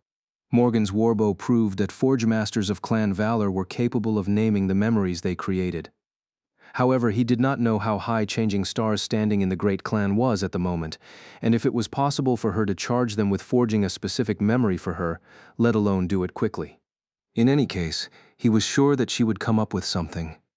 Nephis was a frighteningly resourceful person, when she needed to be. Kind of like Sonny himself. It won't be fast, though. With a sigh, he glanced at Professor Obel and Beth. The message is sent. Now, we just need to wait for a response. The convoy continued its meaningless march. Hour after hour, the small column of vehicles drove through the overflowing darkness, their sense of time and direction slowly disappearing. The dark tunnel was just too eerie, inexorable, and unchanging. Everything there seemed like a strange, foreboding dream. From time to time, one of the vehicles would break down, forcing them to stop for quick repairs. The Rhino was operating on an advanced Spelltech engine, which meant that its fuel was soul essence. Luster was more than capable of keeping the APC moving indefinitely. The military vehicles had primitive Spelltech batteries serving as a backup energy source for their hybrid systems, so he was able to help the soldiers too. The civilian transports, however, were entirely mundane in nature. Their fuel cells were immaculately designed and possessed a vast charge capacity, but were going to get exhausted sooner or later. Although it did not seem like it, Sunny knew that the convoy was on a clock. They drove for the rest of the day and then made camp. The next day went by in the same manner. Sunny spent it on the roof of the Rhino, staring at the entrances to the side passages that would sometimes appear in the stone walls of the tunnel. By that time, they had traveled more than 1,000 kilometers inside the tunnel. If this place was abiding by the laws of nature, the convoy would have been passing under Erebus Field, their final destination, right about now. With no mountains to climb and no nightmare creatures to fight, only the straight road and no obstacles ahead, the distance that Sunny had hoped to cover in weeks was traversed in a few days. He doubted that it would translate to the same amount of covered ground in the real world, though. 2 days after he had sent his message, Nephis finally responded. Sunny had actually not expected to receive an answer so soon, but there it was. He habitually summoned the runes to check on Neph, and then blinked a couple of times, noticing that the list of her memories seemed much longer than it had been before. Ever since Changing Star joined hands with Valor, her soul arsenal improved by a lot. There were certainly benefits to being an adopted daughter of a great clan, so she would occasionally receive a memory or two. It seemed that she was being provided with a constant stream of soul shards as well, even if their influx had slowed at some point, most likely to hide the fact that Nephis possessed multiple cores. I am not envious at all. Yeah, I am not regretting my decisions even a little bit. Sunny glanced at the dismal walls of the dark tunnel, then at the battered convoy, the desperate people who clung to what little warmth they could find inside the ramshackle vehicles, and sighed. Then he looked back at the runes, which showed that Nephis had gained 15 new memories in the span of a couple of days. Even if she was being nurtured by a great clan, that was too many. Frowning, he read the names of the new memories. Faint Glimmer, Ire Hearth, Nebulous Veil, Dire Warning, Haunting Eversong, Eager Cut, Altar of Denial, Rust Reaver, Testament of Malice, and 6 more. None of them seemed to have been created by the Forge Masters of Valor. Sunny scoffed. Clever. Smiling faintly in the darkness, he read the first letter of each memory in order. What he ended up with was a concise message. Find Heart Kutrun. Find Heart Cut Run. The meaning was quite clear. He had to seek out the heart of the true darkness that drowned the tunnel, destroy it, and then run as fast as he could. The first 2 parts did not promise anything good, but the last one was downright ominous. Sunny did not know what Cassie had seen or learned, but she would not have included the word run if the consequences of destroying the mysterious heart of darkness were anything short of terrifying. However, how was he supposed to find it? And if that thing was so frightening, how was he going to destroy it? Really now? Would it have killed them to be more specific? He shook his head with a bitter expression. Well, it must have not been easy to scrounge up 15 new memories, let alone ones with names that could be arranged into a simple cipher. So Sunny thought that he should be thankful. Yeah, thank you kindly. Regardless of how he felt, the course of action was rather clear. As Sunny stared at the walls of the tunnel that flew by, a dark entrance to a side passage appeared in view. What little of it could be seen showed a narrow road that sloped down at a steep angle. He quietly grimaced. I guess I won't be able to avoid crawling deeper underground in the end. How unexpected. Chapter 938, Food Delivery. The convoy had stopped once again. This time, however, there was one significant difference to the place Sunny had chosen to set camp. It was situated near one of the side passages, which they had avoided at all costs in the past. Currently, the irregulars were gathered around the dark entrance, staring at it with gloomy expressions on their faces. Sunny did not look too enthused either. After a while, he sighed and glanced at his subordinates. Have any of you noticed it? They looked at each other, not sure what to say. After a while, Dorn spoke in a somber voice. What exactly were we supposed to notice, Captain? Sunny silently shook his head. In the past few days, he had been observing the side passages attentively as the convoy passed them, trying to see if there was a pattern to when and where they appeared. The tunnel looked to be endless, after all. So it seemed that there was an endless amount of these branching paths, too, which was a bit weird. In the process of observing the side passages, a sinking sense of suspicion took hold of his heart, and by now, that suspicion was all but confirmed. He frowned. Well, I don't blame you. It's pretty hard to notice. Then, Sonny pointed at a particular spot on the stone wall of the tunnel, right where it made way for the open chasm of the entrance to the side passage. There's a small protrusion there, and on the opposite side, the stone is chipped near the floor. There's also that crack over there. They stared at the spots he showed, not quite sure of the meaning of these small, barely noticeable features. What about them? Sonny lingered for a moment. Nothing really in and of itself, but if you watched closely, you would have seen that these exact imperfections are present at each of the entrances we passed in the last couple of days. The first one we saw during the initial scouting had them too. With how rough the walls of the tunnel are, it is only expected that there would be nothing smooth about the side passages. But still, exact cracks at exactly the same spots, at hundreds of entrances. Don't you think it's strange? Luster stared at the chipped portion of the wall, then scratched the back of his head. I don't get it. Did someone leave these marks on purpose? Sonny shook his head. No. What I'm trying to say is that there are no hundreds of entrances. There's just one entrance and one side passage repeating over and over across the tunnel. All these entrances we saw were the same and lead to the same place. The irregulars paled. After a long stretch of grim silence, Bell finally spoke. So we are being invited somewhere. Noticing his carefree smile, Kim shivered. More like being lured somewhere, don't you think? The swordsman just shrugged. Well, an invitation has to be alluring, right? Otherwise, no one will come. Kim stared at him with a deadpan expression for a few moments, then turned to Sonny. So what are we going to do, Captain? Sonny echoed Bell's smile, making her eyes widen slightly. What else? We are going to answer the invitation, of course. Sure. It all seems like a dreadful trap after all. The damned tunnel more or less left us no choice but to try and explore the side passage. It's an ingenious food delivery system. If you think about it, the food delivers itself. We are the food in this metaphor, of course, and we are going to deliver ourselves to whatever it is that's waiting underground. Bell's eyes glinted. And then we eat it instead of it eating us? Sonny cleared his throat. Right. That's the plan. We are going to try to only be eaten a little, at the very least. Something told him that his plan did not sound too encouraging to the irregulars. He coughed. Also, I have it on good authority that we will have to get the hell out of the tunnel as soon as the thing trapping us inside is found and destroyed. So we will split into two teams. One team will go down, the other will remain with the convoy and make sure that all vehicles get to the surface. The irregulars looked at each other, trying to guess who will be assigned to which team. Luster was their best pilot, so he would have to remain with the Rhino.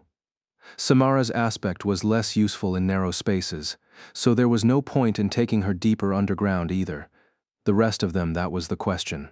Quentin looked into the darkness and then asked calmly, So who is going to accept the invitation, Captain? Sonny glanced at him with a dour face. Ah, that's easy. I'm going to take a look underground, while all of you will stay with the convoy. The members of his cohort immediately protested. It's too dangerous to go alone. Captain, someone has to watch your back. Please reconsider. Sonny listened to them for a while, then waved a hand. Shut up, you idiots. Do I look like a hero to you? If I could take you with me, I would. Hell, I'd take a whole army. However, none of you can traverse the distance fast enough to return to the convoy in time. I can, though. He sighed, remembering one of the recruits he had decided to pass on. The guy who could create rifts in space, that aspect would have come really handy right now. However, there was no time to regret past choices. He was very happy with his cohort, too. Plus, I am not going alone. I am taking Saint with me. What, did you think that I'd risk my hide if she wasn't close enough to save it? The irregulars grumbled for a bit, but eventually accepted his decision. Captain's echo was truly powerful. If a master and an ascended demon couldn't handle the source of the unnatural darkness, then the members of the cohort would not be of much use there anyway. They were not an ordinary master and an average echo either. Sonny gave a few more orders, making sure that the convoy would be fine in his absence, then called Saint and returned to the mouth of the side passage. The two of them faced the darkness, remained still for a while, and then silently dove into its cold embrace. Damnation. Chapter 939, In the Belly of the Beast. The side passage was full of impenetrable darkness, too, flowing around Sonny as it turned him blind and deaf. The blade of the cruel sight was shining with a soft radiance, creating a small circle of light around him. That light seemed to be struggling against the tide of chilling blackness, making it appear more absolute. The walls of the passage were much closer to each other than that of the main tunnel, its roof lower, and the circle of light was even narrower still. All of that made Sonny feel extremely claustrophobic. He walked forward with a resentful expression on his face, feeling the floor slope downward beneath his feet. If there was one thing that reassured them, it was the silent silhouette of Saint, who was by his side. The taciturn demon moved with her usual indifference, wielding the sin of solace in her hands. Together they descended deeper into the belly of the mountain. Curse it, damn it. This is such crap. Sonny was unsurprisingly very nervous. There were a lot of things for him to be nervous about. Not only was he willingly walking into a trap of an unknown, but immensely powerful nightmare creature, he was also surrounded by true darkness, the element that directly countered most of his abilities. Not only that, but he also found himself in a strange situation. Most awakened possessed at least one luminous memory. Those were usually both cheap and easy to get, so everyone had some sort of enchanted item to serve as a lantern in their arsenal. However, Sonny had never needed one, so he only had the cruel sight. Its Light Eater enchantment allowed the somber spear to absorb light and then expel it. After months spent in the darkness of the polar night, most of the sunlight that it had devoured in the past was long gone. What little remained was supposed to last him a few hours, but what if he failed to complete his mission by then? Sonny brought several chemical flares with him, just in case, but he really hoped to not get a chance to use them. Additionally, he had to leave one of his shadows with the convoy. Surrounded by true darkness, he could not turn into one to swiftly travel across the network of tunnels, but he could still shadow step back to one of his invaluable helpers. That was why Sonny had ventured into the depths of the mountain alone, hoping to escape whatever disaster waited ahead in an instant. So a quarter of his power was gone as well. Right now, Gloomy Shadow was with Saint, Creepy Shadow was augmenting the cruel sight, and the Haughty One was wrapped around his body. The five of them were a fearsome quintet nevertheless. Sonny did not feel confident. The odds were just stacked against him too much. What's the big deal anyway? It's just a creepy, inescapable mountain full of true elemental darkness, which apparently has a heart, a piece of cake. Saint turned her head a little and stared at him, the ruby jewels of her eyes glowing with cold crimson light. It was only then that Sonny noticed that his teeth were chattering. He forced out a weak smile. What? It's really cold here, you know. Indeed it was. Steam escaped from his lips, and his voice echoed off the stone walls, traveling far into the narrow passage. Sonny grew quiet, not wishing to announce his position to anything that might have been hiding in the darkness. They continued to descend, soon arriving at an intersection which was drowning in darkness. It was the first one of many. Just as Professor Obel had said, there was a whole network of tunnels excavated during the dark times here, meant to serve as a bomb shelter in case of an all-out war. The tunnels cut deep into the mountain, creating a strange labyrinth. Sonny was sure that there was some logic to how they were arranged, but the intent of the engineers that had built this place escaped him. If anything, the system of passages and chambers cut roughly in the stone seemed random and disorderly, almost organic, and, of course, each was consumed by darkness. At this depth, Sonny started to feel as though the darkness was moving around him, flowing through the tunnels, like blood rushing through colossal veins. He shivered. Calm down, damn it. Find the heart and destroy it. What if it was not a metaphorical heart, but a quite literal one? Gritting his teeth, Sonny continued forward. Faced with the complicated maze of passages, he navigated through it following a simple principle. Each time they arrived at an intersection, he chose the path that led further down. For now this method seemed to be working, since the surrounding darkness seemed to have become thicker and flowed faster. After a while, he started to hear a strange hum, low and distant like a quiet whisper. It reverberated through the cold stone, echoing and growing more persistent as Sonny ventured deeper into the network of tunnels. Struggling against a sense of vast primordial fear, he glanced at Saint, and then stubbornly continued walking.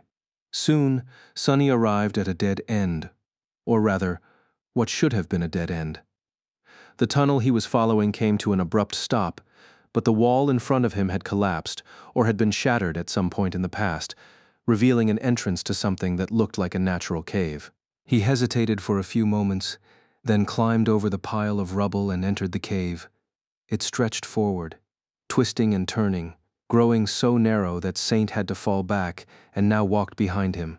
The dark passages had changed from those cut through the stone by human tools to being rough and uneven. The floor rose and fell too, making moving forward hard. If Sonny had felt as though he was in a maze before, now, he had completely lost his sense of direction. All he knew was that he was still moving down, and that the darkness was flowing past him with increasing speed. The unclear hum was growing louder and louder.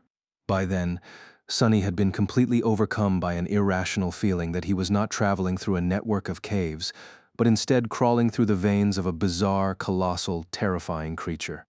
If it really is alive, then I don't want to know what kind of creature it is. Just as that thought flashed through Sonny's mind, the radiance of the cruel sight's blade suddenly flickered and was instantly extinguished. All that was left was utter darkness. Chapter 940, Heart of Darkness. I damned knew that this would happen. There was a scratching sound in the utter darkness, and then a stream of bright scarlet flame shot out of a chemical flare. Raising it above his head, Sonny looked at the narrow cave, which was now flooded with dim, ominous red light. The darkness retreated. For now, but it seemed ready to pounce on him at any moment. Feeling his heart beating wildly, he glanced at Saint, who still stood behind him, unfazed. Turning away, Sonny grumbled, "Well, what did I expect?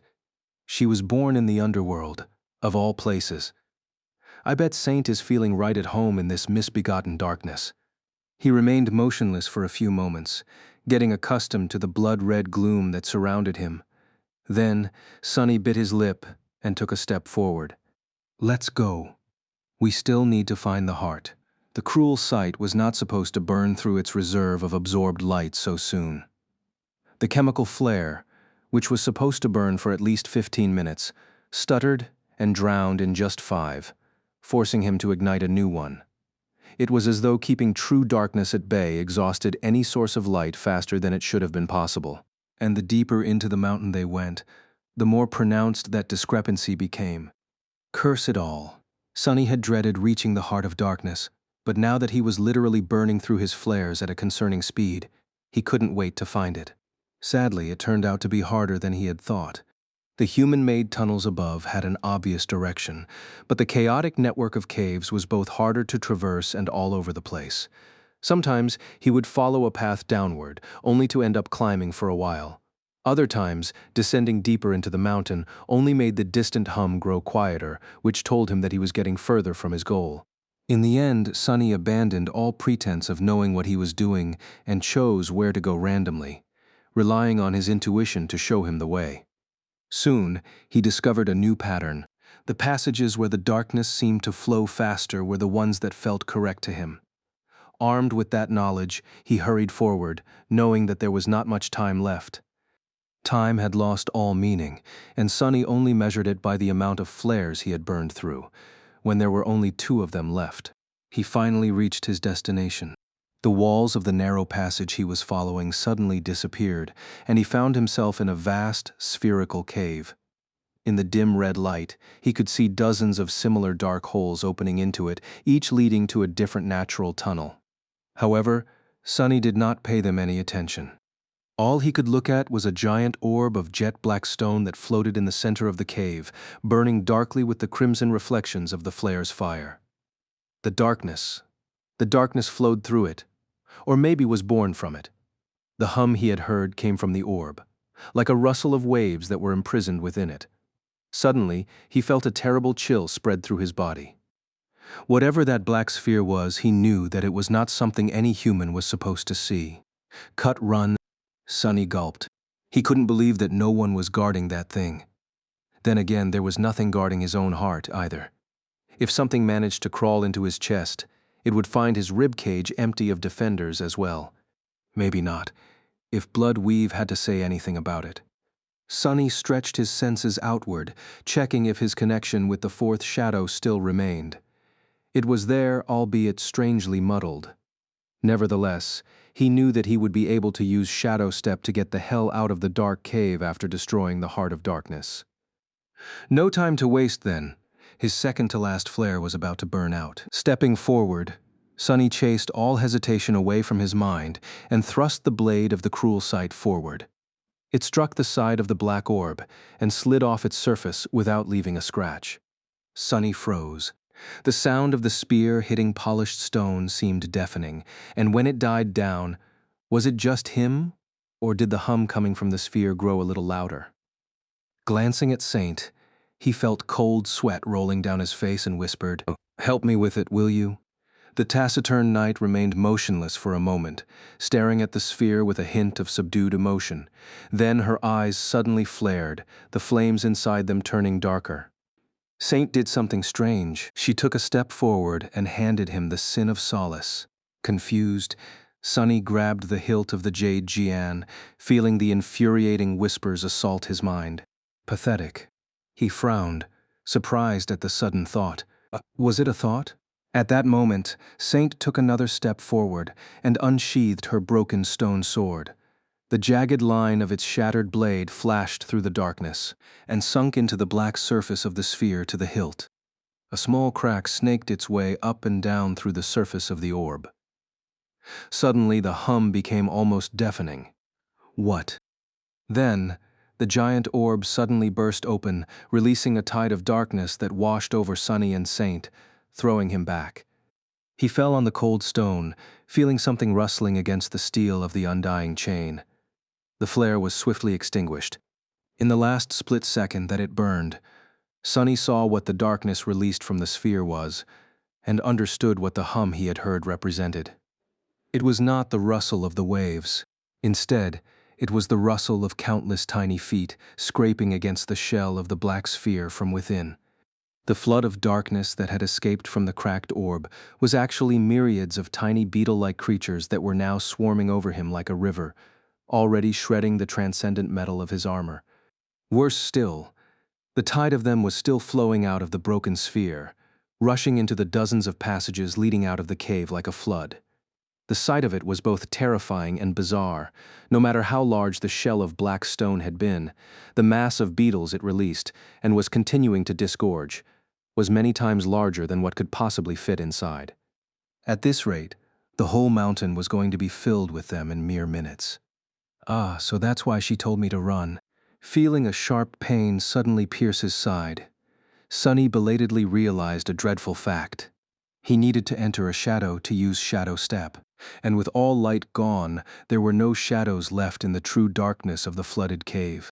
Chapter 941, Time to Run. Sonny was buried under a moving carpet of dark beetles.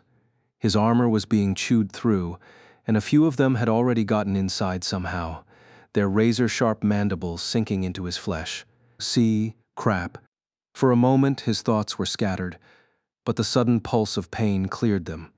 Blinded, Sonny shuddered and tried to move his hand to cover the eye slits of his helmet's featureless mask. It was too late. One of the insects had already crawled through. Since Sonny could not see anything, he only realized it when something cold and slithering brushed against his nose. He instantly closed his eyes, and a split second later, a sharp pain pierced his face as one of his cheeks was torn open. A repulsed hiss escaped through Sonny's lips. Jerking his head, he felt the beetle fall down, and then caught it with his mouth, crushing the bastard between his teeth. It felt like chewing on steel, but the resilient shell broke with an appalling crunch, filling his mouth with sharp fragments and an indescribably bitter taste. Arg! Finally, he managed to free his hand from underneath the mass of beetles and covered the eye slits with it, then struggled to stand up. Sonny managed to rise to his knees, but at that moment a new wave of beetles smashed into his chest, throwing him back down.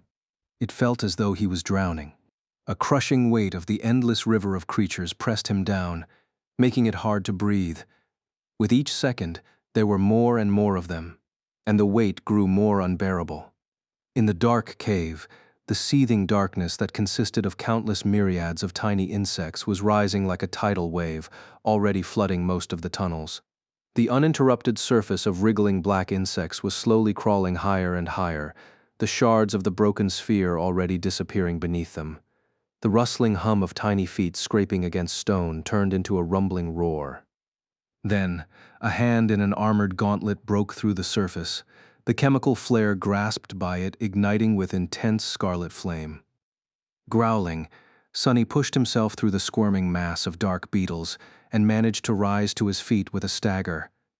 Even standing, he was waist-deep in the rushing river of the black shells. As several of them continued to bite into his flesh, he briefly looked around. It took him a split second to take in the sight of the underground cave, which was painted crimson by his last flare, and swiftly drowning in the tide of darkness. He had already dismissed Saint, so now all that was left for him was to run. Damned bugs. Why did it have to be bugs? The flare in his hand stuttered. The stream of red flame, it was spewing rapidly, growing shorter. But before it died, he already dove into the shadows, disappearing from view. The fluttering flare fell into the mass of dark beetles and was instantly swallowed by it. The last hint of light disappearing from the hidden cave, perhaps forever. Back in the main tunnel, the convoy was nervously waiting for something to change. Everyone was already loaded into the vehicles and waiting for the captain to return. Minute passed after minute, with no news of him. The ever-present darkness remained the same. Inside the Rhino, Luster was sitting quietly in the pilot's seat. Professor Obel and Beth were in the lounge area, discussing something among themselves. The young woman glanced at her communicator, then took a medicine pack from her bag. At that moment, something fell from under the roof, and a familiar figure crashed into the floor, shattering one of the robust alloy chairs and the clangor of metal. All they saw was the battered surface of the bleak armor and a mess of limbs. Rolling over his shoulder and jumping to his feet, Sonny wasted a second to catch his balance, and then jerked his head sideways to look at Luster. "What the hell are you waiting for? Drive. Go as fast as you can. Now." In the next moment, the whole mountain shuddered, and streams of dust fell from the tunnel's roof. Luster's eyes widened, and he sent the APC forward without asking a single question. If the captain was shouting, things were seriously bad. Beth and Professor Obel both rose, startled by Sonny's sudden arrival. "What?" He threw a hand in their direction. "Stop! Don't get closer." As the Rhino rolled into the darkness, swiftly accelerating, the rest of the vehicles promptly followed. Inside the APC, the undying chain disappeared into a rain of sparks, leaving Sonny half naked. His pale body was covered with small, ugly lacerations, but there was almost no blood in sight. Several tiny black insects fell to the floor and were promptly and viciously stomped to death by him. Nevertheless, even after disposing of the beetles, Sonny did not look relieved. Instead, he paled even more and then bent over, vomiting a mouthful of dark blood. Beth took a step forward, looking around in search of a medkit with a worried expression on her face. "What is going on?" Sonny bared his teeth in a growl. "I said stay back." With that, a strange stiletto appeared in his hand. Its blade was long, narrow, and seemed to be forged out of ghostly glass. Without hesitating even for a second, Sonny sent both the young woman and the old man into a momentary shock by turning the stiletto against himself and plunging it into his chest. "Hey, what are you?" A startled yelp escaped from Beth's mouth, drowning Sonny's own groan. Ah, damn it. He twisted the moonlight shard in the wound, causing an ugly grimace to appear on his face, and then pulled the stiletto out. Impaled on it was the body of a strange beetle with a jet-black carapace, its shell broken, crushed, and smeared with blood. The tiny creature had almost reached his heart. A few moments later, and Sonny would have been in a sea of trouble. He stared at the dead insect for a few moments, and then shivered. The mountain quaked again, and a net of cracks appeared on the roof of the tunnel just ahead. Sonny looked through the windshield of the speeding APC and inhaled deeply, not paying attention to the pain. Time to run. Chapter 942, Tide of Darkness. Ah, it hurts. Sonny had escaped the dark cave fast enough to not be eaten alive, or even to a serious degree. Just as he had joked, he ended up only being eaten a little. There were a few bites on his body and one on his cheek. The most serious wound by far was the one he had inflicted on himself to get the last beetle from under his skin. The moonlight shard had cut deep, but guided by his steady hand, missed both his heart and anything else that was important. Still, it stung, not that Sonny had time to pay it any attention. The rhino was speeding forward, almost flying through the shuddering tunnel. All around it, the darkness was rippling and shifting, as if out of control. It felt like the thing they were inside of, whatever it might have been, was convulsing.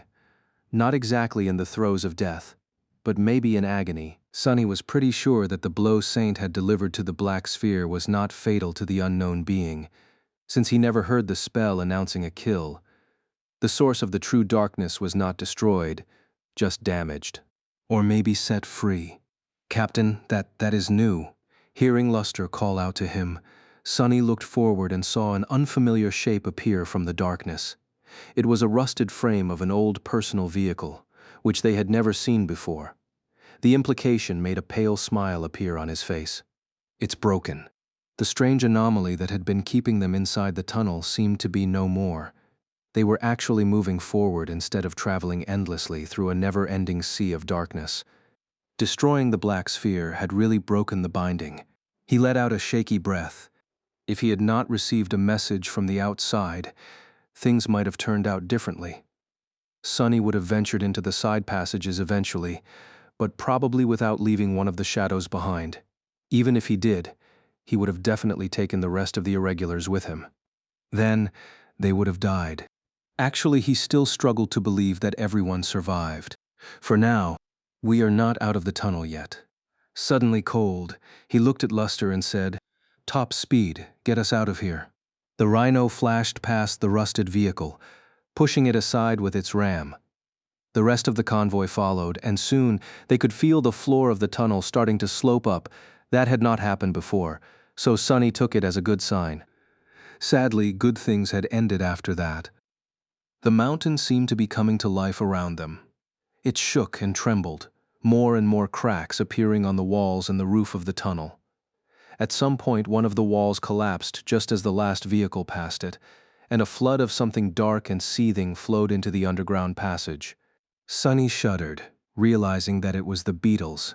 The tide of them rushed into the tunnel, like a river of black liquid. However, that liquid was behaving as if it possessed a maleficent sentience. Instead of spreading in every direction like water would, it seemed to deliberately rush in pursuit of the convoy. Up ahead, a deep crack appeared on another section of the wall, and a few tiny bodies fell from it on the road. Crap! All Sonny could do was pray that they would pass the swiftly growing crack before the stone wall shattered. Somehow they did. At that point, it seemed like the whole tunnel was ready to collapse. The civilian transports struggled to keep up with the rhino, climbing up the quaking road. Behind them, the endless flood of dark beetles was gaining speed, swelling as new streams of them poured in. Dust and pieces of stone were raining from above. But ahead of them, in the distance, a circle of dim light appeared. The exit. It was still night outside, but at least there were the stars, the ghostly flames of the aurora, and maybe even the moon. Although small, the difference between the true darkness of the underground tunnel and the mundane darkness of the outside world was apparent. They almost made it. No, they were going to make it. Sonny gritted his teeth as he watched the distant exit approach while the tunnel was breaking down around them. Just a bit more. Just a little bit. Finally, the rhino shot through the round opening, escaping into the chilling cold of the polar night. The vast expanse of the black sky appeared above, looking more beautiful than ever. Sonny grinned triumphantly. Then, his grin disappeared. Finally able to see, he sent his shadows to take a look outside and studied their surroundings. The tunnel had led them quite high into the mountains. Behind them, the stone slopes were cracking and breaking, with giant boulders rolling down into deep gorges with deafening noise. Rivers of darkness were flowing out of the mountain, all twisting to take aim at the escaping convoy. The damned beetles were continuing to pursue them even now. In fact, the wide streams of black insects seemed more like limbs of a colossal being than swarms of tiny creatures. They stretched and slithered, looking like giant tentacles, very much like those that Sonny could create himself, but on a much, much larger scale. He felt a sudden chill spread through his wounded chest and belatedly summoned the undying chain back. Their battle might not have ended just yet. But how could he fight something like that? No, their only chance of survival was to run. Even Cassie had said that he had to run. So, that was what Sonny planned to do. Luckily, the convoy appeared to be a little bit faster than the flood of darkness. Oh crap. Hearing Luster's shout, Sonny felt the rhino come to an abrupt stop. It was so violent and sudden that he was thrown off his feet, while Beth and Professor Obel grimaced in their seats, secured in place by durable straps. What is he doing? Has that bastard lost his mind? Before even standing up, Sonny commanded his shadows to look away from the approaching tide of black beetles and try to see what had made Luster stop. What they found made him utter a curse. Damn it all. Right in front of them, there was a vast canyon that seemed so deep that it might have as well been bottomless. There was a long, wide vehicle bridge connecting the two sides of the canyon. Sadly, the bridge had collapsed at some point in the past, maybe decades ago. Now all that remained of it was a piece of broken road that hung over a dark abyss, and Rhino had stopped precariously just a few meters away from the edge. Chapter 943. No Way Forward. Curse it. Sonny stared at the dark abyss of the canyon, his mind empty. A second passed in stunned silence, then another. Finally, he turned around and looked back, as though capable of gazing through the armored hull of the Rhino. Which he was, in a way. There, behind the heavy APC, the other vehicles of the convoy had hit the brakes, barely avoiding slamming into each other. They were crowded on the mountain road, snow dancing in the narrow beams of the headlights. And behind the convoy, the flood of darkness was rushing forward, stretching its tentacles in their direction. They had maybe a minute before the mass of dark beetles reached the rear vehicle. This time, Sonny was not going to be able to protect it. He might manage to destroy hundreds or even thousands of the ghastly insects, but it would be like a drop in the ocean. None of his attacks would be able to deal the titanic wave of darkness any serious harm, especially because, as Sonny suspected, the beetles were not technically alive. Not only did he not hear the spell announcing the kills while slaying the few that had crawled into his armor, but the mere fact that the damned creatures traveled with him through the shadows meant that they were somehow akin to inanimate objects. Sonny was only able to carry those with him through Shadow Step, after all. What good would it do to kill a bunch of bugs that were not even alive to begin with? Captain? What? What do we do? Sonny glanced at Luster, then said in a hoarse voice, "What else? Run, we have to run." Then, he silently disappeared into the shadows. A moment later, Sonny was standing at the edge of the broken road, looking into the bottomless abyss below. The biting cold of the polar night caressed his skin, and the strong winds instantly tried to push him down. Behind him, the tide of black beetles was devouring the cracked surface of the road, getting closer and closer, and the mountain continued to quake, erupting with a flood of darkness. The canyon was somewhere between 100 and 200 meters wide, with steep vertical slopes that stretched far, far down. There was no secondary road to skirt its edge or descend to its bottom, only the broken bridge and the vast schism separating the convoy from the opposite side. Sonny gritted his teeth. There was not much time to think, so he did the first thing that came to his mind, without even stopping to consider if it was possible to pull off. If it was impossible, he would just have to change that. His essence surged, coursing through his veins with tremendous speed, and then flowed outward. His face paled as his eyes turned into two pools devoid of any light. Just as the darkness disgorged by the mountain moved, the shadows covering its slopes moved too. The deep murk drowning the deep canyon boiled, rushing upward. Two black pillars suddenly broke through the snow covering the sides of the shattered road and rose into the sky, growing taller and taller with each second. At the same time, the tide of shadows rushing from below reached the edge of the broken bridge and bent, freezing for a moment above the bottomless canyon like a wave that was about to break. But, instead of breaking, The shadows continued to spread forward and solidify, as if forming a dark path above the abyss. If there was no bridge for them to cross, Sonny would just have to build one of his own. Arg! He was expending so much essence that his soul felt as if it had come under strain. However, instead of slowing down, Sonny doubled his efforts. On the far side of the canyon, two more pillars rose, and another surge of shadows stretched into the air, growing meter after meter to meet the first one. Long tentacles of darkness shot from the tops of the pillars, turning into unbreakable chains from them. Dozens of smaller chains fell, fusing into the black surface of the growing bridge.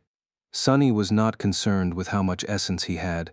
However, he was worried about the structural integrity of the hurried construct, and the speed with which he would be able to connect the two parts of it. There was not much time left, but there were very few people in the world who knew more about forming connections out of chains.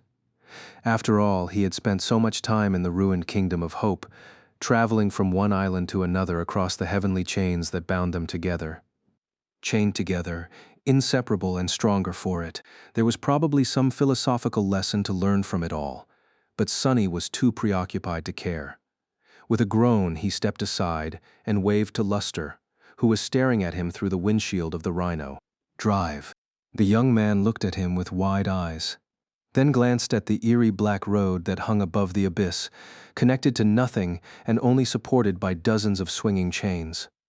Then, with trembling hands, he sent the APC rolling forward. Its massive wheels soon abandoned the cracked asphalt of the broken road and touched the black surface of the shadow bridge. The manifested path of shadows shook slightly but held. It bore the full weight of the Rhino, and then that of the next vehicles that drove onto it, and then the next. Soon, the whole convoy left the solid ground and entered the aerial road built by Sonny. He grabbed the metal handle on the hatch of the last vehicle and allowed its momentum to pull him with it, then climbed onto its roof and crashed down on the cold alloy. After several seconds, Sonny glanced back at the approaching wave of darkness. It was already so close, too close. Somewhere ahead, the Rhino almost reached the end of the growing road of shadows. The APC was moving faster than Sonny was capable of making the bridge manifest itself, but luckily the second part of the path was already close.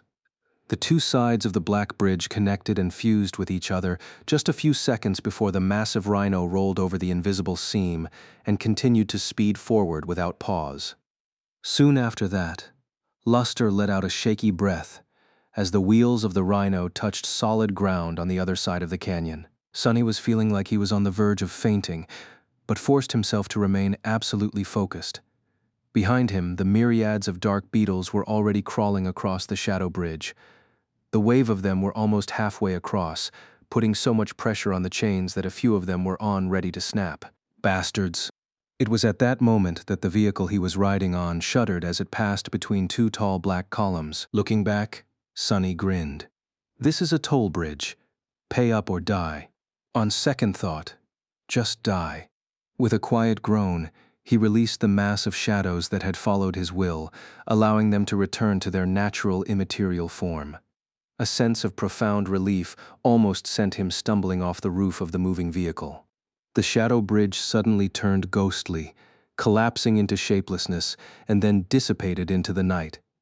Myriads of dark beetles plummeted down, and even more of them continued to flow from the slopes of the battered mountain, plunging into the abyss of the canyon like waterfalls of pure darkness. But the convoy was safe.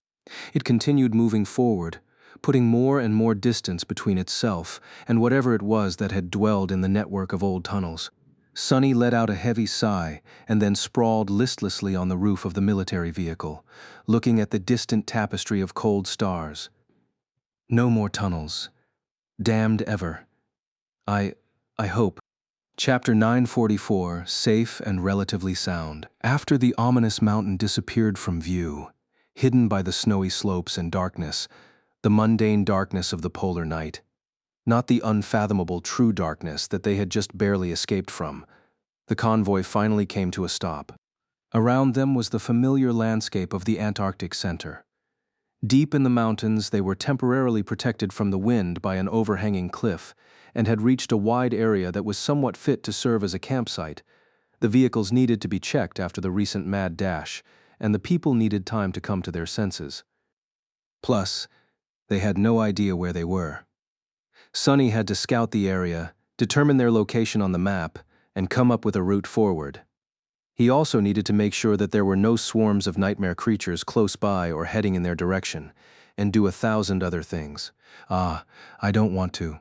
Creating a bridge of shadows had cost him a lot of essence, but the mental strain had been far worse.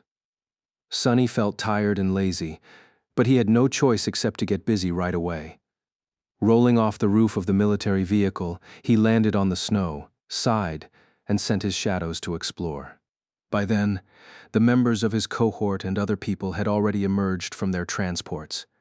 Some went about establishing a camp and searching for good watch posts, while some headed toward him with complicated faces. Pretty soon, he was surrounded by the irregulars. A few of them looked relieved to find him safe and relatively sound. Others were mostly full of questions. Luster, who had witnessed more than the rest, was the first one to speak. "Captain, sir, that was something else." Sonny simply nodded in agreement with the young man, for a change. Luster hesitated for a few moments, then asked cautiously, "But, what was it exactly?" He stared at Sonny and added in a suddenly hoarse voice, "I don't mean that amazing bridge you made. I mean the other thing. The one that almost gobbled us up." Sonny did not answer for a while. Eventually, he shook his head and looked south with a dark expression. "I don't know." He had a few ideas, though. The being that had dwelled in the old tunnels was too vast and powerful to be a simple nightmare creature. It reminded him a lot of the Crimson Terror of the Forgotten Shore, so, perhaps, it was also a terror, one that had gone into a slumber to evolve into a titan. Or maybe a titan that was in the process of evolving to a higher rank. Or maybe it was a creature that had entered the process of evolution, only to be devoured from the inside by a different, more insidious abomination. In any case, Sonny was certain that he and Saint had messed the whole process up, somehow, and even lived to tell the tale. Speaking of Saint, he wondered if she was all right. The damned beetles had not seriously wounded him, but she had been standing much closer to the eerie black sphere, whether it was a heart, a harrowing egg, or a chrysalis, when it burst open. Sonny had not seen his shadow since. He was also curious why her broken stone sword had managed to harm the sphere when the cruel sight failed. Sonny knew that Saint was not destroyed, since he had felt her return back into his lightless soul after being dismissed. But she might have sustained severe damage. Sonny gave several orders to the irregulars, checked on Professor Obel, and then found a quiet place to find out. Somewhat nervous, he summoned Saint, but nothing happened. Damnation. Just as thou, huh? Something wasn't right. The taciturn demon's absence felt different from how it usually was when wounded shadows slept in the nurturing black flames, repairing themselves. He almost couldn't feel her at all. Concerned, Sonny dove into the soul sea, stared at the 4 dark suns of his shadow cores for a few moments, and then summoned the runes. Shadows, Marble Saint, Soul Serpent, Nightmare. The runes describing the serpent were lifeless, indicating that it was outside his control. Saint's, however, appeared normal. He concentrated on her name and read, Shadow, Marble Saint. Shadow rank, Ascended. Shadow class, Demon. Everything looked normal. However, at the very end of the field of shimmering runes, a new string of them appeared. Sonny's heart skipped a beat. Marble Saint is evolving. What? He remained motionless for a while, then sighed. So that's how it is. Leaving the soul sea, Sonny looked up, breathed in the cold air of the polar night, and smiled crookedly. He was both happy and despondent. Saint had risen to a higher class once before, after slaying the Forsaken Knight. Back then, she had ripped a strange dark jewel from his chest and ate it. Then, his shadow, who had been an awakened monster at the time, disappeared back into his soul to enter the process of evolution. Saint must have gotten something from the dark sphere as well. Sonny was elated to know that she was evolving once again, wondering what form his Shadow Knight would assume and what powers she would gain. However, he also remembered that, Last time, her evolution to a higher class had lasted for more than a month, robbing him of her support throughout the civil war in the Bright Castle. This time, too, he would be left without his strongest aid for a while. Saint must have known that too, so this time she did not return into his soul core of her own free will, instead choosing to remain in the waking world to assist him. However, Sunny had dismissed her himself, not knowing what that would entail. He sighed. Well, there was no other choice anyway. That was the only way to get her safely back to the convoy. And now, the safety of the convoy was laying squarely on his shoulders, and his alone. Rest well, Saint. You deserved it. When she returned, her powers would undoubtedly be much greater. Sunny was going to need every bit of that power to survive the rest of the Antarctica campaign. But for now he would have to lead the convoy the rest of the way to Erebus Field without his faithful shadow. I better get busy then. It wouldn't do to have Saint return only to see that we are still stuck somewhere in the mountains. No, not at all. We're both going to be ascended devils, so I'll have to work hard to, not be overshadowed by my own shadow. He looked down and let out a bitter sigh. Again. Chapter 945. The Road Ahead. Somehow, almost everyone in the convoy was still alive. Looking at it from the roof of the Rhino, Sunny felt both burdened and surprised. He had not really expected to get this far into the mountains without suffering severe casualties. Was he supposed to feel proud of himself? Let's try to keep it this way, then. By now, his shadows had already climbed the nearest peaks, allowing him to observe the surrounding area. The tunnel they had escaped from might not have been endless, but as it turned out, it was actually quite long. More than that, it cut straight through the mountains instead of meandering its way around the gorges and canyons. As a result, and due to the previous days of travel, the convoy had managed to cover a lot of ground and was more than a third of the way to Erebus Field. Sadly, the good news ended there. That is troubling. Sunny glanced at the screen of his communicator, then climbed back into the interior of the APC and opened the map of the Antarctic Center as a projection in the command suite. They had reached the edges of the section that he had marked back in the abandoned bunker. From here onward, all Sunny had to go on was the stock map, which was not very detailed and outdated on top of that. The battle between the Saints and the Titans had changed the topography of the entire region, and there were the effects of the Chain of Nightmares itself to consider too. Of course, he could always repeat the process and update the map with the help of his shadows again, which was exactly what he had been planning to do, and why his mood was currently so foul. With a sigh, Sunny started to put new marks on the projection. Soon, the position of the convoy was surrounded by a sea of red lines and symbols that stretched far to the north, with barely any green in between. Damnation. The path ahead was going to be rough, to say the least. They must have been relatively close to the place where the three Saints of the First Evacuation Army had battled the Winter Beast, the Goliath, and the Whispering Legion, eliminating the latter Titan. The resulting earthquake had destroyed a good chunk of the mountain range and made a mess of the surrounding area. Sunny was trying to come up with a way to get the convoy through that mess, but it seemed all but impossible. Most of the roads were destroyed, and those that remained were buried under heavy debris. Avalanches, landslides, and rockfalls were everywhere, reshaping the landscape. The damage was much worse here than Sunny had expected. And there were nightmare creatures, of course. The whole area was seething with them, and he had already spotted at least 24 active gates, with more probably hidden from view by the overturned terrain. Sunny was not sure if the Rhino would be able to make it through, let alone the civilian vehicles. No matter how hard he tried to find a safe route, there seemed to be none to be found. His mood turned dark. After a while, Sunny decided to get a fresh pair of eyes to take a look at the map, or better yet, several. He ordered the irregulars to gather in the APC, and invited Sergeant Gear as well. Professor Obel was already there, so Sunny simply asked the old man to join him in the command suite. Soon, everyone arrived, and an improvised strategy meeting started. The result was about as disturbing as Sunny had expected. No one seemed to have a good idea on how to proceed. Dorn was currently pointing at a certain point of the map. If we can use our echoes to lead the nightmare creatures deeper into the gorge, we might be able to drive past this gate without being swarmed by enemies. From there, we can follow the auxiliary road to the pass and get some breathing room. Samara shook her head. Even if we manage to avoid the nightmare creatures, you are overestimating the civilian transports. Most of them won't make it on this extremely rough terrain. We are already struggling to keep them from falling apart, and this whole stretch of the mountains is basically a high-intensity obstacle course.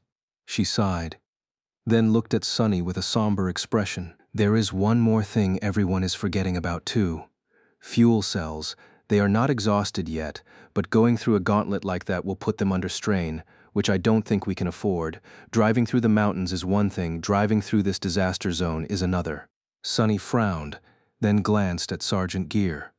Can't we improvise something to charge the transports up? The soldier hesitated for a few moments. Eventually he sighed. We can cannibalize the military vehicles if need be. The power systems are not exactly compatible, but with the help of awakened Kim and Samara, some sort of converter can be rigged.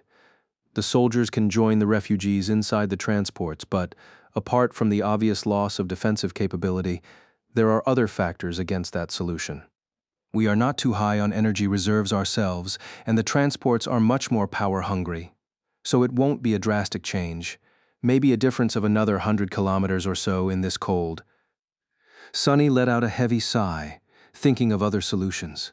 There were all kinds of wild ideas in his head, like hitching one of the transports to Nightmare and letting the black steed pull it like a mundane drudge.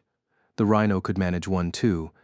Hell, with a proper harness, Sunny would probably be able to pull one of the transports himself. That would be a sight to behold. He grimaced. Join the army, she said. You will earn lots of contribution points, she said. Curse it all. Was that why he had become an officer? To be strapped into a damned yoke and pull a wagon like a glorified ox. The idea was ridiculous anyway. Sure, it was theoretically possible to pull the civilian transports in case they lost power. But what about heating? What about light? How would the civilians survive hundreds of kilometers of traveling through the mountains in the middle of a polar night without those things? At that moment, Luster suddenly spoke. There is an option that we are all overlooking, isn't there? One that is not only viable, as far as terrain is concerned, but will also get us to Erebus Field within a day. The others looked at him with confusion, while Sunny's face darkened. The young man smiled sheepishly, then added, I know that it's risky, but it's right under our noses. With that, he pointed at the map.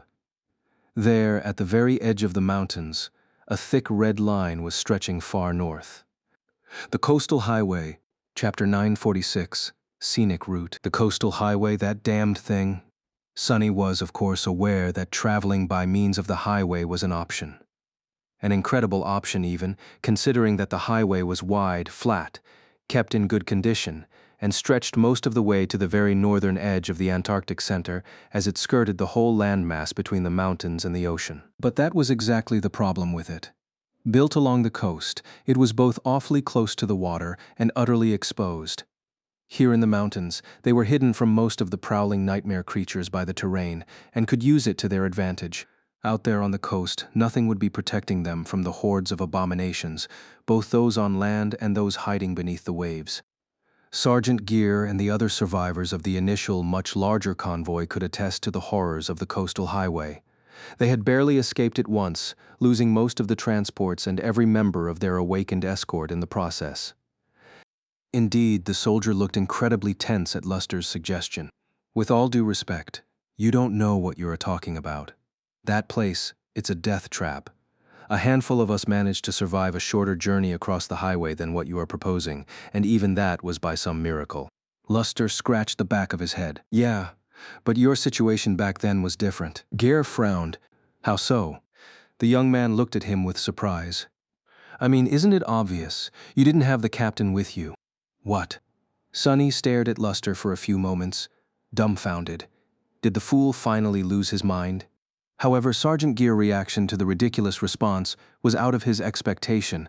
Instead of mocking Luster, the soldier looked down and cleared his throat in embarrassment. Well, that is true indeed.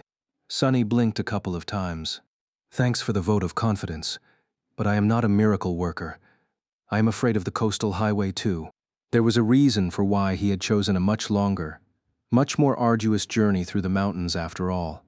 Even if the highway offered a convenient path to their destination, it held a much higher risk of running into something that none of them was prepared to handle.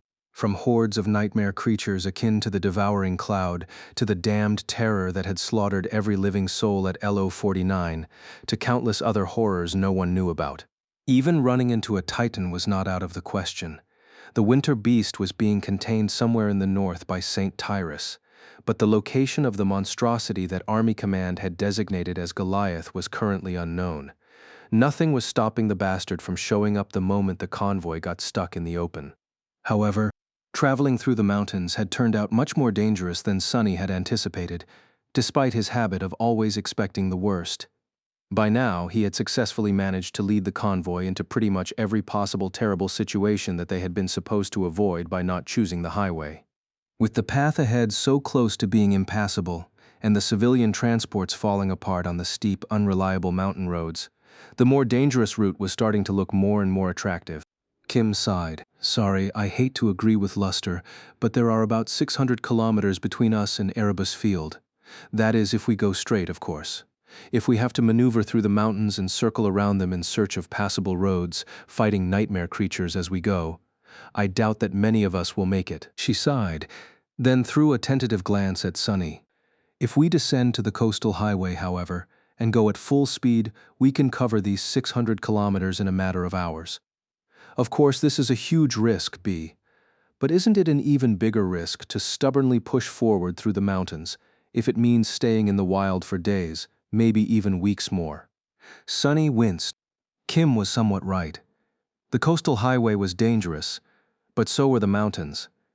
They were teeming with nightmare creatures of all sorts, and were too hard to navigate in the wake of the earthquake. There was also the matter of time, which no one except for Sonny and perhaps Professor Obel seemed to be aware of, since they were not looking at the bigger picture. And the bigger picture, from what he could tell, was not looking too swell. The First Army was not earning any victories against the tide of abominations. Instead, its position was gradually worsening. Those additional days and weeks Kim had mentioned were much more important than she knew, for more than one reason. Sonny sighed. In the end, both choices were terrible. Remaining in the mountains was a bit safer, but also a bit hopeless. Trying to charge the coastal highway was much more dangerous, but also offered a much more realistic chance of salvation. It was like rolling a die. Do I feel lucky today? He remained silent for a long time, then deactivated the projection and looked at the people gathered in the command suite. Everyone tensed, waiting to hear his decision. Sonny tiredly rubbed his face. Prepare the vehicles to go all out. I want them to be able to keep their top speed for at least 6 hours without ever slowing down. Do everything you can. I don't care if the transports completely fall apart and explode after that. Just make sure that nothing breaks down on the road. Either way, it will probably be their last ride, so prepare well. We will be taking the scenic route along the coast. With that, everyone was suddenly extremely busy. Getting the convoy ready for a high-speed charge across the coastal highway was not a small task, especially considering that it was most likely going to turn into a rolling battle. Sonny was one of the few soldiers that had nothing much to do, so he simply went outside and stared at the night sky, with a full moon staring back at him like a giant blind eye. A few meters away from him, the lone sleeper of the convoy was busy applying black venom to whatever bullets Sergeant Gear's soldiers had left. He was also doing the same to his arrows. Suddenly curious, Sonny called out to the young man. Hey you, what do you think? Will we make it? The sleeper looked up at him with wide eyes. He was apparently not expecting to be addressed by the captain. Sir, yes sir, without a doubt sir. Sonny chuckled. That's the spirit, oh right. I was meaning to ask, what is your name anyway? The sleeper stared at him blankly for a few moments, then looked down and whispered under his nose. God damn it, what the hell, really? Sonny frowned. What was that? The sleeper flinched. Oh, sorry, sir, it's just that, I have already told you my name, like 20 times. It's my flaw, sir. Everyone seems to forget. Huh? Sonny scratched the back of his head. Well, all right. As you were then. What a strange flaw. Not the worst one to have, though. He left the sleeper alone and walked forward, stopping in front of the rhino and looking ahead. Then he started stretching his muscles. The road ahead was desolate and enveloped in darkness. This is going to be a wild ride. Chapter 947, Highway to Hell. The small convoy turned west, rolling down a narrow road that descended from the mountains and eventually met the coastal highway.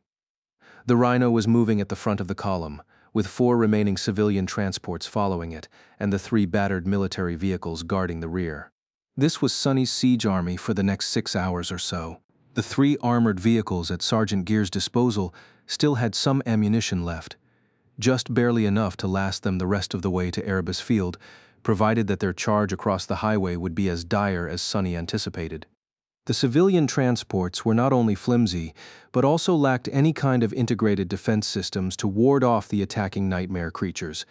However, they were protected by something far more lethal: the irregulars. Samara was already setting up her rifle in an improvised gun nest on the roof of the Riarmos transport. To allow the awakened sharpshooter complete freedom in picking off targets from distance, Quentin was by her side, his sword and shield ready to strike down any nightmare creature that would dare to get too close.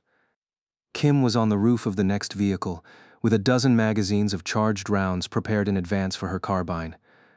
The nameless sleeper was keeping her company with a bow and a quiver of poisoned arrows. Bell and Dorn were protecting the last 2 transports. Both had memories capable of ranged attacks, but neither was a proficient marksman. Their main job was to prevent abominations from attacking the refugees directly. So, knowing that they would probably have to move around the roofs of their assigned vehicles a lot, the 2 fighters had neglected modifying the vehicles with any kinds of protective emplacements. All 4 transports had been prepared for the charge as well as the soldiers could manage.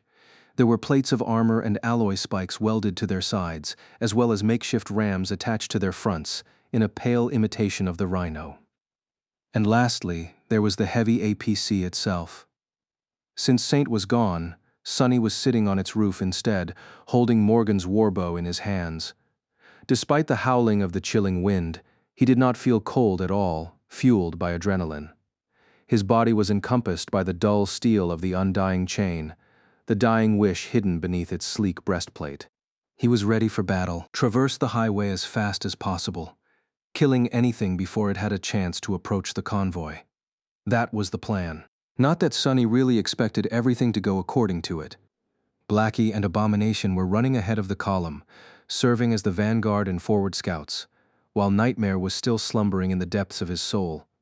The Dark Courser was already sufficiently healed to be summoned, but Sonny was holding back on calling upon him until things inevitably went south. Which they will, I just know they will. Descending the mountains was easier than trying to push through them, so it did not take long for the convoy to reach the final stretch of the road before the coastal highway. The terrain had turned much smoother, and then entirely flat. Finally, the beams of light shooting from the Rhino illuminated the wide expanse of weathered concrete and the dark waves rising and falling not too far behind it. The highway was wide enough for 10 APCs the size of the Rhino to drive side by side, but a section of it was separated from the main thoroughfare by a thick barrier. Behind it, closest to the mountain slopes, a railway stretched both north and south, meant to carry armored trains across the landmass, that still left them enough space to maneuver, but also placed the convoy closer to the ocean. The full moon shone in the black sky, drowning in the undulating lights of the ghostly aurora. The highway was utterly empty and basked in the pale moonlight. All of it, the dark slopes of the mountains, the wide expanse of the road, and the black waves beyond it, looked eerie, ominous, and foreboding. However, Sonny had no time to appreciate the ambiance. That was fast. A few hundred meters ahead, the 2 echoes had already caught the scent of nightmare creatures hiding in the darkness. Unfortunately for them, very few things could hide from Sonny's gaze in the gloom of the polar night. Even before Abomination had a chance to lunge at the dark shapes laying on the road, a black arrow fell from the sky, piercing the head. At least Sonny thought that it was the head of a monstrous centipede that seemed to have been resting on the concrete. "You have slain an awakened beast." A moment later, the echo's powerful jaws crunched on the chitinous carapace of a different abomination, while Blackie jumped on the third, trying to copy the ferocious attack of the larger hound. A second arrow helped him finish the job. Without slowing down, the rhino plowed through the corpses of the massive centipedes, tearing them apart and clearing the way for the rest of the convoy. Sonny felt the APC vibrating as it gradually gained more and more speed. The coastal highway seemed to be in good shape despite the recent earthquake, so nothing was slowing them down. For now, at least, it seemed as though they had a chance of making it to Erebus Field in a timely fashion. However, he could already see more nightmare creatures in the distance, their frenzied eyes slowly igniting with dangerous flames as the lights and the noise of the convoy attracted their attention. There were unclear shapes moving on the slopes of the mountains too, rising from the darkness and starting to descend toward the highway to intercept the column of human vehicles. Much more disturbingly, the black waves continued to murmur to the speeding convoy's left as they continuously assaulted the shore, coming and going without showing any sign of a harrowing threat hiding beneath their dark surface. That lack of movement filled Sonny with much more unease than the swiftly approaching silhouettes of murderous abominations. Whatever it is that is going to show up, just show up already. There was no response. Gritting his teeth, Sonny turned away from the ocean and raised his bow. Chapter 948, Dire Marathon. There were all kinds of nightmare creatures who had apparently decided to take a nap on the flat concrete surface of the coastal highway. Bestial maws opened in vicious snarls, sharp mandibles dripping with viscous saliva, jagged claws, curving bone scythes, and various implements of death that Sonny did not even know how to describe. All of it was flying toward the convoy, drawing closer and closer with each second. The faster the vehicles moved, the faster the abominations converged on them. Damnation. Sonny was standing on the vibrating roof of the Rhino, drawing Morgan's warbow time and time again. In a short span of time, he had let loose a veritable rain of arrows, slaughtering at least a dozen of the approaching nightmare creatures. His muscles were already protesting the unforgiving pace, but augmented with all four of his shadows, Sonny knew that he could keep the same rate of fire for much longer. The battle was only starting anyway. Although the menagerie of monsters rushing toward the convoy seemed ghastly and dangerous, these were only the dregs of the chain of nightmares. They were the lone stragglers or small packs of abominations that had broken away from larger swarms and hordes, and as such did not pose a real threat. For now, they were also only attacking the column from the front. Very soon, Sonny and his people would be surrounded and forced to resist attacks from all directions. To postpone that, Samara finally opened fire. Most of the nightmare creatures on the highway were obscured from her by the other transports and the wide shape of the Rhino, but she had a clear shot of the mountain slopes and the abominations that were rushing down the treacherous surface of the icy stone to attack the convoy from the side. A shining slug flashed through the air, and one of the distant silhouettes ruptured, mangled remains sliding down the steep slope. Even before the echo of the first thunderous shot dissipated into the cold air, the powerful rifle was already humming with electrical whine once again, charging to spit another devastating round. I am not fast enough to kill all of them. For now, Sonny was conserving his essence. He was only using one of the active enchantments of his mighty bow, soul arrows, which did not demand a lot of it. The dying wish was also inactive, for now, since there was no need to draw the attention of abominations away from the civilian transports yet. He considered summoning the strike of thunder for a moment, then decided against it. Their charge toward Erebus Field was going to be a marathon, not a sprint. They had to be frugal with how to spend their power and resources. Instead of laying waste to the approaching nightmare creatures with a strike of lightning, he picked the most threatening ones and concentrated on taking down these high-priority targets first. Abomination fearlessly dove into the mass of enemies, tearing them apart with ruthless determination. Since there were very few fallen creatures among this first wave, most were much weaker than the massive echo. Blackie, however, was in danger of being slain if he was not careful. The smaller hound separated and dashed to the edge of the highway, concentrating on attacking the outliers of the rushing mob. So far, so good. Sonny killed most of the nightmare creatures that could seriously threaten the Rhino, but at that point, the APC was already only meters away from the swiftest of the attackers. Moving at its top speed, the enormous bulk of the Rhino smashed into the lunging abomination, practically pulverizing it into a cloud of crimson haze. The second creature crashed on the concrete with an arrow in its eye, and then the convoy was in the thick of the disorganized crowd of nightmare creatures. Some of them were quick enough to change direction and dash toward the civilian transports. The others were too slow and allowed the column to flash past, then wasted precious seconds to stop, turn around, and hurry to pursue the speeding vehicles. The turrets of the military vehicles barked, sending poisoned bullets toward those abominations that were fast enough to catch up with them, and ignoring the rest. It was not their goal, nor was it realistic, to slaughter every single nightmare creature across 600 kilometers of the coastal highway. But then again, there was no need to. They only had to kill those that the convoy could not outrun. Samara continued to fire her rifle, choosing to concentrate on the more powerful targets, just like Sunny had. On the next civilian transport, Kim was using her carbine to cut down those that managed to get close to the column, while the nameless sleeper was sending one arrow flying after another. Bell was using a small throwing hatchet that gruesomely sliced the abominations apart, and then magically returned to his hand. Dorn was armed with a set of iron javelins that seemed to hit much harder than they were supposed to, even with his prodigious strength. The convoy cut through the first wave of nightmare creatures, leaving broken bodies and bleeding corpses behind. Its defenders continued their barrage, finishing off those nightmare creatures that were now gaining on the column from the back.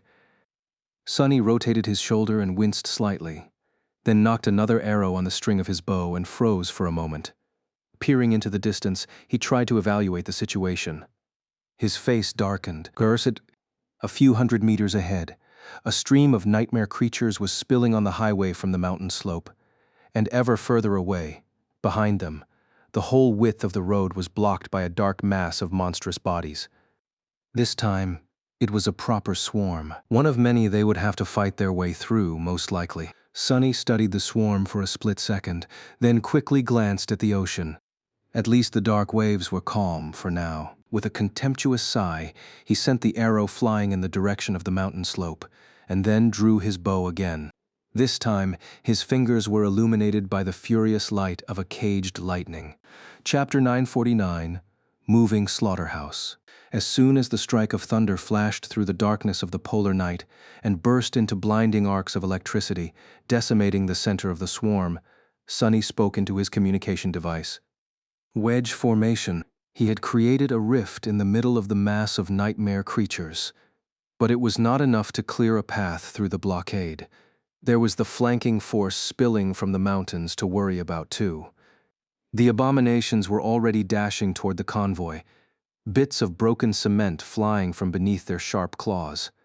The fastest and strongest one, however, suddenly collapsed, a golden arrow piercing its throat. Behind the rhino, 2 military vehicles and 2 civilian transports accelerated and left the column, assuming positions on both sides of the convoy. From above, it would have looked like a wedge with the APC taking the point, while the other 4 vehicles formed its wings. The purpose of that formation was very simple, with the massive shape of the rhino not blocking their view of the road anymore. Both the military vehicles and the awakened on the roofs of the 2 civilian transports were free to target the swiftly approaching swarm. Samara's rifle thundered, and Kim's carbine cracked, sending a rain of bullets into the mass of abominations. 2 turrets joined the fray, clearing a path for the convoy to charge through. Sunny continued to let loose arrow after arrow as well, taking down the most threatening of nightmare creatures. Just a few moments before the column reached the swarm, the 4 vehicles veered back and returned to their positions, hiding behind the bulk of the speeding rhino. Here we go. The ram of the APC plunged into the mass of bodies, both dead and alive, with a violent shudder. Pieces of flesh flew aside as it cleaved a bloody trail through the mob of nightmare creatures, allowing the rest of the convoy to follow. They made it through, even if just barely. However, all was not well. More than a few abominations managed to lunge at the lead vehicles from the sides. 2 or 3 were clinging to the front of the rhino, and several more had crashed into Bell's and Dorn's civilian transports. Their claws were already tearing into the alloy. The more heavily armored rhino received a few ugly scars but was still holding. Sunny swiftly drew his bow, finishing off the unwanted passengers. Behind him, Bell dashed toward the edge of the transport's roof and struck down with his hatchet, severing the abomination's limb before it had a chance to rip through the makeshift plate of armor and allow the beast to climb inside. There was a nightmare creature on the other side of the transport, but its body had been caught by the spikes welded along the frame of the civilian vehicle, so it did not manage to rip through the hull before one of Dorn's javelins took it down. The giant man himself dealt with an abomination that had leaped at his transports by pulling it down mid-jump with his aspect ability. The creature hit the cement surface of the road instead of crushing into the side of the vehicle, and was promptly crushed by its wheels. The weight of the transport loaded with close to 100 people was not enough to kill an awakened monster, however. So, although it was severely injured, the abomination still tried to get up. Before it could, the next transport rolled over it, and then the next, ending the creature's life in a string of sickening crunches. Just a few moments after crashing into the swarm, the convoy was through. The turrets of the military vehicles instantly turned around, unleashing a barrage of bullets at the fastest of pursuing nightmare creatures. Samara's tungsten rounds and Sunny's arrows took care of the most resilient of the enemies, while Kim was hurriedly reloading her carbine. The nameless sleeper had almost emptied his quiver, so he was busy summoning the spent arrows back. The thinned-out swarm was falling behind, but there were already new enemies appearing from the darkness ahead. Letting out a frustrated sigh, Sunny spun to face north again and drew his bow. This is going to get old fast. Surrounded by bloodshed, the convoy continued to devour kilometers as it sped across the wide highway. The battle never really stopped, instead stretching into one continuous, moving slaughterhouse.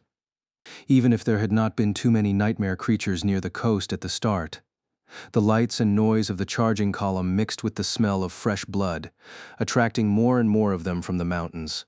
All that ever changed was the intensity of combat. Sometimes the defenders of the convoy only had to repel disorganized mobs of strugglers, killing them off before the abominations could launch an attack on the vehicles.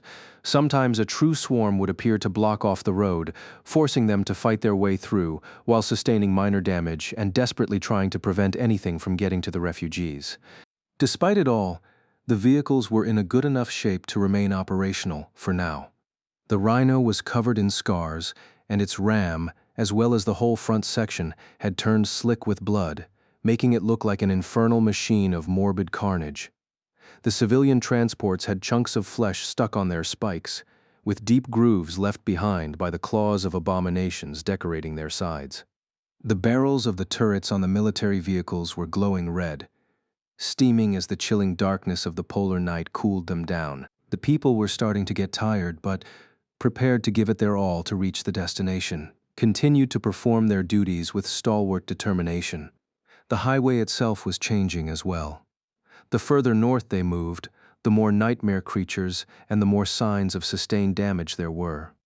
Wide cracks appeared in the concrete, and the column had to maneuver around broken vehicles and carcasses of massive abominations. From time to time, the latter picked clean to the bone by other monsters.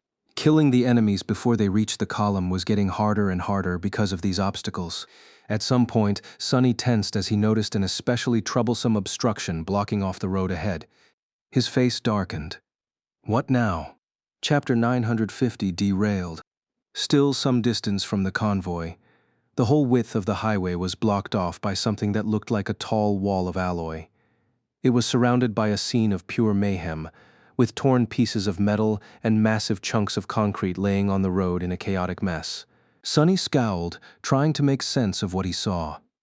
After a second or two, he uttered a silent curse. Ahead of them, the barrier between the thoroughfare and the railroad was shattered to pieces. The object he had thought to be an alloy wall was actually the roof of a train carriage laying on its side. One of the armored behemoths must have been derailed here at some point in the past, turning a whole section of the highway into a nightmare of broken concrete and mangled alloy. Damnation. Sunny had ridden an armored train once before, so he knew how fearsome these moving fortresses were. What could have even destroyed an alloy beast like that? He wasn't sure that an earthquake would be enough to derail one of them, even though it was the most reasonable theory he had. In any case, Sunny had more pressing problems than guessing the fate of the crashed train. The convoy was not allowed to slow down. The fragile equilibrium they had been able to create was all dependent on the assumption that the column would keep moving. If they lost speed or, even worse, were forced to stop, there would be no escape from death. They would simply drown in nightmare creatures. However, the wreckage of the derailed train was thoroughly blocking the road. Sonny grimaced, then spoke a short order into the communication device. "Sam and Quentin, make the echoes fall back to the rhino." Then, he closed his eyes for a moment and reached forward with his senses. After becoming a master and before coming to Antarctica, Sonny had received no opportunities to test the limits of shadow manifestation in combat. Now, he knew that his ascended ability was more powerful than he had thought so. He was going to call upon it again. Before the convoy reached the wreckage, the shadows on the slope of the mountain came to life and flowed forward, forming long tentacles. These tentacles tore through the alloy of the overturned carriage, taking hold of it, and then pulled the massive structure aside. A deafening sound of metal scraping against concrete filled the air. "Come on, come on." The carriage was moved just far enough to create an opening for the approaching rhino. The APC pulverized several chunks of the concrete barrier with its ram, clearing the road, then maneuvered to the side and slid past the mangled alloy structure. Behind it, the highway was revealed to be in terrible condition, so it took a lot of skill to navigate the rhino past the mess of broken metal. Luster was just the man to do it, though. He masterfully avoided all the serious obstacles and rammed through those that could be destroyed without ever slowing down.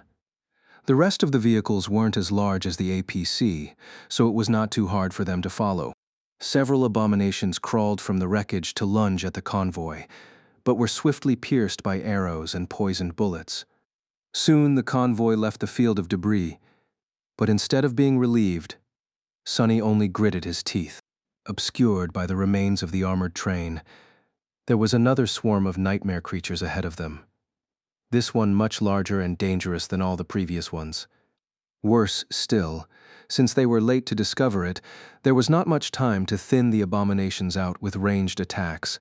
The convoy was under real threat. God damn it. Sonny briefly glanced at the black bow in his hands, knowing that just its power alone was not going to be enough this time.